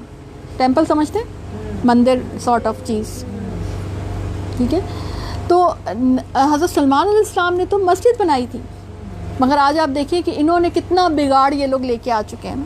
یعنی بات نبی کی کرتے ہیں اور ان کے نام پر اپنے اعمال کو بگاڑ لیتے ہیں. ٹھیک, آپ دیکھیں کہ انہوں نے تو ملکہ بلقیس کو بلا کر اسلام کی دعوت دی تھی اور وہ بھی مسلمان ہو گئی تھی. یہ واقعہ خود قرآن میں موجود ہے. ٹھیک, پھر آگے ہم چلتے ہیں. آپ کہہ دیجیے کہ اللہ یہ تمام جہان کے مالک تو جسے چاہے بادشاہی دے اور جسے چاہے سلطنت دے. یہ بہت ہی بڑی آیت ہے, بہت ہی خوبصورت آیت ہے کہ یہ اس میں اللہ تعالیٰ کی بے پناہ طاقت اور قوت کا اظہار ہے کہ اللہ تعالیٰ جب چاہے کسی کو پکڑ سکتا ہے, کسی بادشاہ کو پکڑ سکتا ہے, کسی امیر کبیر کو پکڑ سکتا ہے. کوئی بات اللہ کو ناپسند ٹھہر سکتی ہے اور اس کو وہ بنا دے گدھا, فقیر. اور کسی فقیر کو اللہ تعالیٰ چاہے تو نواز سکتا ہے. اور یہ ہم دنیا میں ایسی مثالیں دیکھتے بھی ہیں. کچھ نہیں تھا مگر بہت کچھ ہو گیا، اور بہت کچھ تھا مگر اب کچھ نہیں ہے۔ تو یہ اللہ تعالیٰ کی، یہ اللہ کی جو ہے نا طرف سے ہوتا ہے۔ اور مومنوں کو چاہیے دوستی کا معیار، لا یتخذ المؤمنین الکافرین اولیاء من دون المؤمنین، مومنوں کو چاہیے کہ ایمان والوں کو چھوڑ کر کافروں کو اپنا دوست نہ بنائے، اور جو ایسا کرے گا وہ اللہ تعالیٰ کی حمایت میں نہیں، مگر یہ کہ ان کی شر سے کسی طرح کا بچاؤ۔ یعنی دوستی کا، موالات کا جو تعلق ہے، موالات ہوتی ہے بیسٹ فرینڈ شپ، تو وہ کافروں سے نہ رکھا جائے، کیونکہ دوست کے دین پر ہوتا ہے، جیسا تمہارے دوست کا دین ہے ویسا ہی تمہارا دین ہے حدیث کے مطابق۔ تو کیونکہ دوستی ایسا رشتہ ہوتا ہے کہ ہم نہ چاہتے ہوئے بھی اس کی پیروی کرتے ہیں، اس کی بات مانتے ہیں، ٹھیک ہے نا۔ تو دوستی میں اپنا معیار بلند رکھنا ہے، ٹھیک ہے نا، جیسے سورہ الفرقان میں آتا ہے نا کہ کاش میں نے فلاں کو دوست نہ بنایا۔ تو دوستی ایسی چیز ہے جو بعض اوقات آپ کو دین کی طرف لے جاتی ہے، اور بعض اوقات آپ دین پر ہوتے ہیں اور آپ کو وہ کفر اور شرک کی طرف لے جاتی ہے، بدعات کی طرف لے جاتی ہے۔ ایک آپ کا بدعتی دوست ہے تو وہ آپ کو ہمیشہ کہے گا چلو آج تو تم ذرا میری دعوت میں آ جاؤ، ہر وقت تم ایسے ہی کہتے ہو، تو آج میں تمہارے اس میں آیا ہوں۔ مجھ سے ایسے سوال ہوتے بھی ہیں کہ باجی وہ ہمارا ایک دوست، ہماری ایک فرینڈ ہے، تو وہ ہے نا وہ کہہ رہی ہے میں بھی تمہارے نا درس میں چلوں گی، تم میری فلانی والی بدعت والی دوستی والی بدعت والی دعوت میں آؤں۔ میں نے کہا ایسا کوئی کہانی نہیں ہو رہی یہاں پہ، ان کو کہ نہیں آ رہے ہم، آپ یہاں آنا ہے آئیں، نہیں آ رہے نہیں آ رہے۔ ایسی دوستی جو ہے نا اس معاملے میں دوستی کا معاملہ بتا دیا گیا، ٹھیک ہے نا۔ ہاں یہ ہے کہ اگر آپ کو بچاؤ، یعنی اچھا اب اس میں کیا ہے، اخلاق رواداری رکھ سکتے ہیں، یعنی دوستی نہ رکھنے کا یہ مطلب نہیں ہے کہ آپ اس کا ڈنڈا لے کے سر پھاڑ دیں آپ اس کو، یعنی ایک چیز ہوتی ہے کہ اخلاق اور رواداری وہ انسان سب سے رکھے گا، ٹھیک ہے، کیونکہ وہ اس لیے رکھے گا، ہو سکتا ہے وہ اسلام میں آ جائے، لیکن جو محبت کا اور دوستی کا جو تعلق ہے وہ انسان اپنے جیسے دین والے کے ساتھ رکھے گا، کیونکہ وہ اس کو پھر اور انکریج کرے گا اس کے دین کو، ٹھیک ہے۔ اور جس دن ہر شخص اپنی کی ہوئی نیکیوں کو اپنے سامنے پائے گا، برائیوں کو اپنے سامنے پا لے گا، عرض کرے گا کاش اس کے اور اس کی برائیوں کے درمیان بڑی دوری ہوگی۔ اللہ تعالیٰ تمہیں اپنی ذات سے ڈرا رہا ہے، اللہ تعالیٰ اپنے بندوں پر مہربان۔ یہ کون سا دن ہوگا؟ قیامت کا دن ہوگا۔ کہہ دیجیے اگر تم اللہ سے محبت رکھتے ہو تو میری تابعداری کرو۔ یہ نبی کریم صلی اللہ علیہ وسلم کو کہا جا رہا ہے، قل ان کنتم تحبون اللہ فاتبعونی یحببکم اللہ ویغفر لکم ذنوبکم واللہ غفور رحیم۔ یعنی اللہ سے محبت کا معاملہ کتنا بڑا مقام ہے کہ اللہ خود محبت کرے گا، کب؟ کہ جب آپ نبی کریم صلی اللہ علیہ وسلم کی سنتوں کو فالو کریں۔ کتنا بڑا اللہ نے، اور نبی کریم صلی اللہ علیہ وسلم کا مقام کتنا بڑا ہے نا۔ آپ دیکھیں کہ اللہ کہہ رہے ہیں کہ اگر تم مجھ سے اللہ، آیت کا مطلب کیا ہے، اللہ تعالیٰ آپ سے کہہ رہے ہیں، بندوں سے کہہ رہے ہیں کہ اگر بندے مجھ سے محبت کرتے ہیں تو پھر کیا کریں؟ وہ نبی کریم صلی اللہ علیہ وسلم کی تابعداری کریں۔ اس سے کیا ہوگا؟ اللہ تم سے محبت کرنے لگ جائے گا، اور نہ صرف یہ کہ وہ محبت کرے گا بلکہ تمہارے گناہوں کو بھی معاف کر دے گا، اور اللہ تعالیٰ بڑا بخشنے والا اور مہربان ہے۔ اور کہہ دیجیے کہ اللہ تعالیٰ اور اس کے رسول کی اطاعت کرو، اگر یہ منہ پھیر لیں تو بے شک اللہ تعالیٰ کافروں سے محبت نہیں کرتا، ٹھیک ہے۔ یہاں کفر سے مراد حدیث کا انکار بھی ہے، کیونکہ جو لوگ حدیث کا انکار کرتے ہیں وہ اتباع رسول سے گریز کرتے ہیں، تو اس کو بھی یہاں پہ کیونکہ ایگزیکٹ اس کے بعد آ رہا ہے نا، تو یہاں پہ یہ بھی مراد ہے۔ اور پھر آگے جو ہے بے شک اللہ تعالیٰ نے تمام جہان کے لوگوں میں سے آدم علیہ السلام کو، نوح علیہ السلام کو اور ابراہیم علیہ السلام کے خاندان اور عمران کے خاندان کو منتخب فرما لیا۔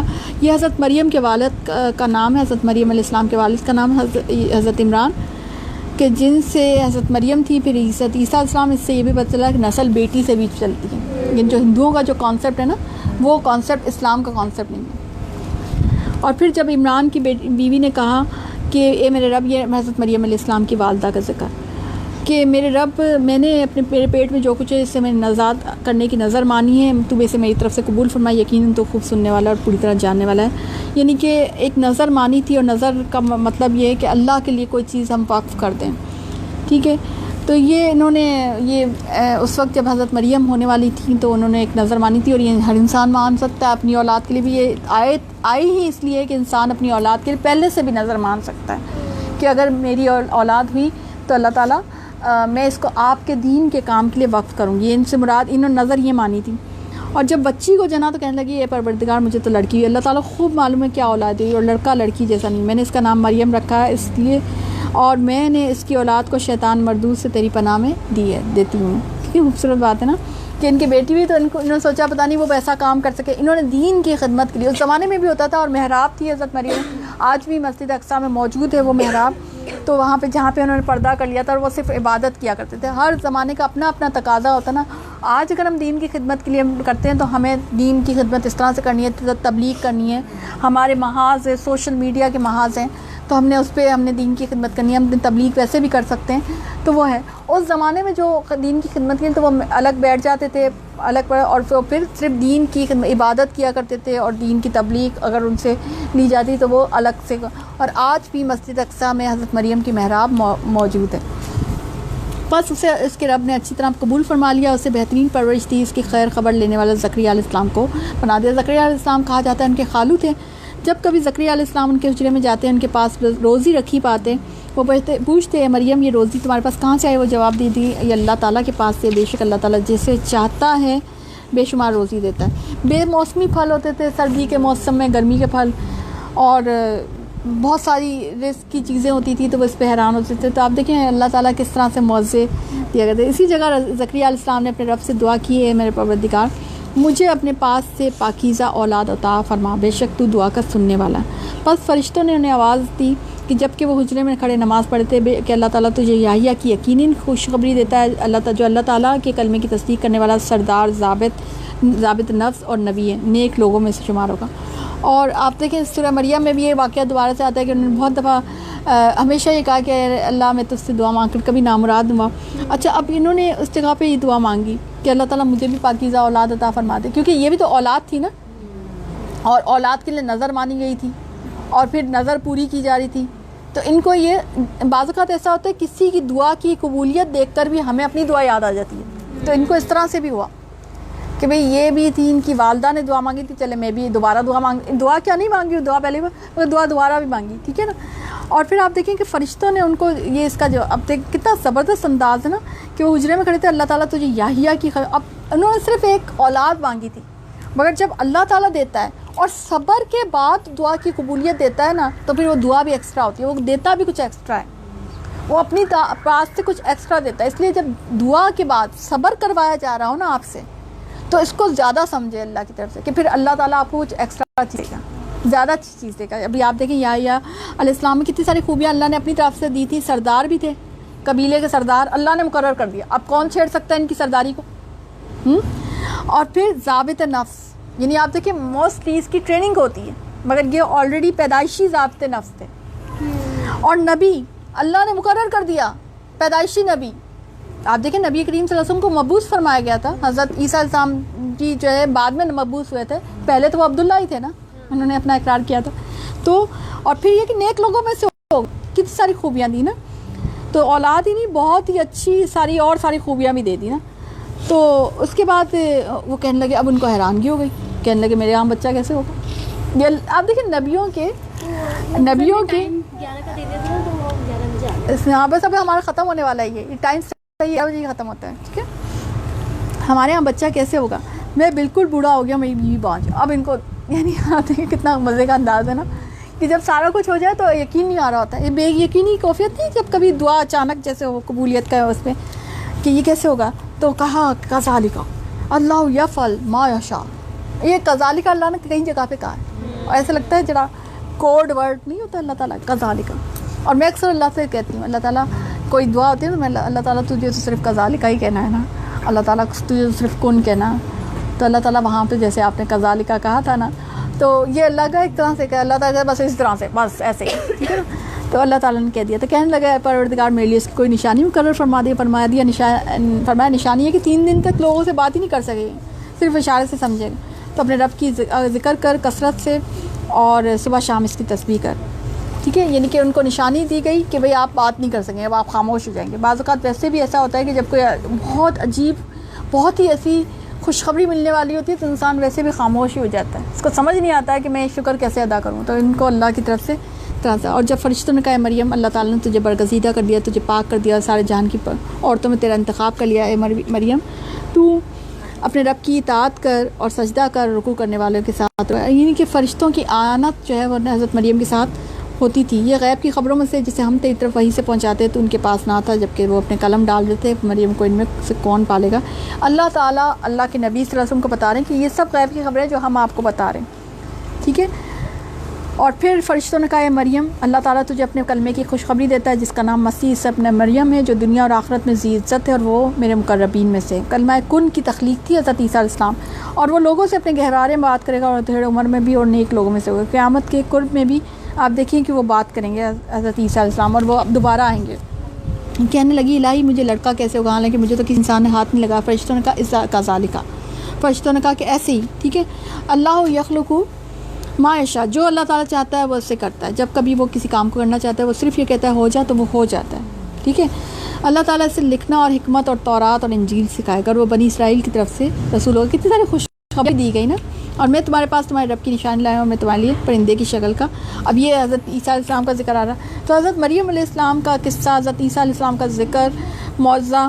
آپ دیکھیں ایک عورت کی قربانی کا ذکر آ رہا ہے, ایک عورت کی آزمائش کا ذکر آ رہا ہے جس میں پورا اترنے کا بھی ذکر آ رہا ہے کہ, اور آپ دیکھیں ان کے کردار پر ایک الزام لگنے جا رہا ہے کیونکہ ان کی شادی نہیں ہوئی تھی. مگر آپ دیکھیں کہ وہاں پر, اور آپ دیکھیں اللہ کے معاملات کتنے عجیب ہوتے ہیں. وہاں پر اولاد کی ضرورت تھی تو اللہ نے ایک عرصے تک اولاد نہیں دی حضرت زکریا علیہ السلام کو. یہاں پر اولاد کی کوئی خواہش ہی نہیں تھی, ابھی تو شادی بھی نہیں ہوئی تھی, مگر اللہ نے اولاد دے دی, بغیر مانگے اولاد دی.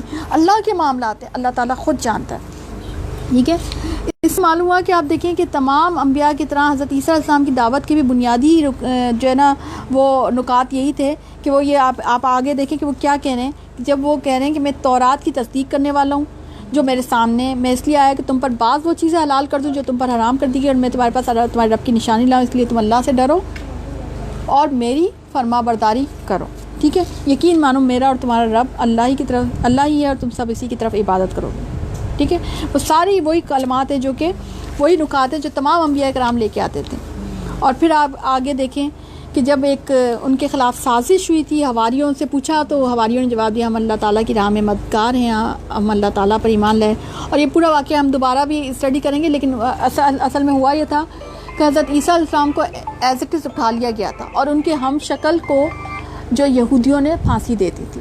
جب اللہ تعالیٰ نے فرمایا کہ عیسیٰ میں تجھے پورا لینے والا ہوں, تجھے اپنی جانب اٹھانے والا ہوں اور تجھے اب کافروں سے پاک کرنے والا ہوں, تیرے تابعداروں کو کافروں کے اوپر غالب کرنے والا ہوں. ٹھیک ہے, تو یہ وہ واقعہ ہے کہ جس میں کہ ایسا ہو گیا تھا. ٹھیک ہے, پھر آگے ہم بس اب اینڈ میں چلتے ہیں کیونکہ اب یہ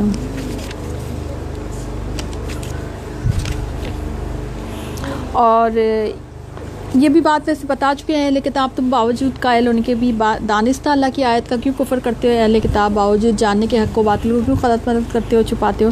یہ اس زمانے میں بھی کرتے تھے, آج کے زمانے میں بھی کرتے تھے. اور پھر آگے یہ ہے کہ اہل کتاب کی ایک جماعت نے کہا جو کچھ ایمان والوں پہ اتارا گیا اس پہ دن چڑھے تو ایمان لاؤ اور شام کے وقت کافر بن جاؤ تاکہ یہ لوگ بھی پلٹ جائیں سوائے تمہارے دین پہ چلنے والوں کے. آپ دیکھیں قیامت کی نشانیوں میں سے ایسا ہی ہے کہ جب صبح مسلمان اٹھے گا اور شام کو کافر ہو جائے گا, یعنی کافروں جیسے کام کرے گا. تو یہ اس وقت یہ اپنے ساتھ والوں کہتے تھے کہ تم جو ہے نا صبح ان کے ساتھ مسلمان ہو جاؤ, یعنی کہ ان کو دھوکہ دینے کی کوشش کرو. تو اس کی طرف اشارہ ہے.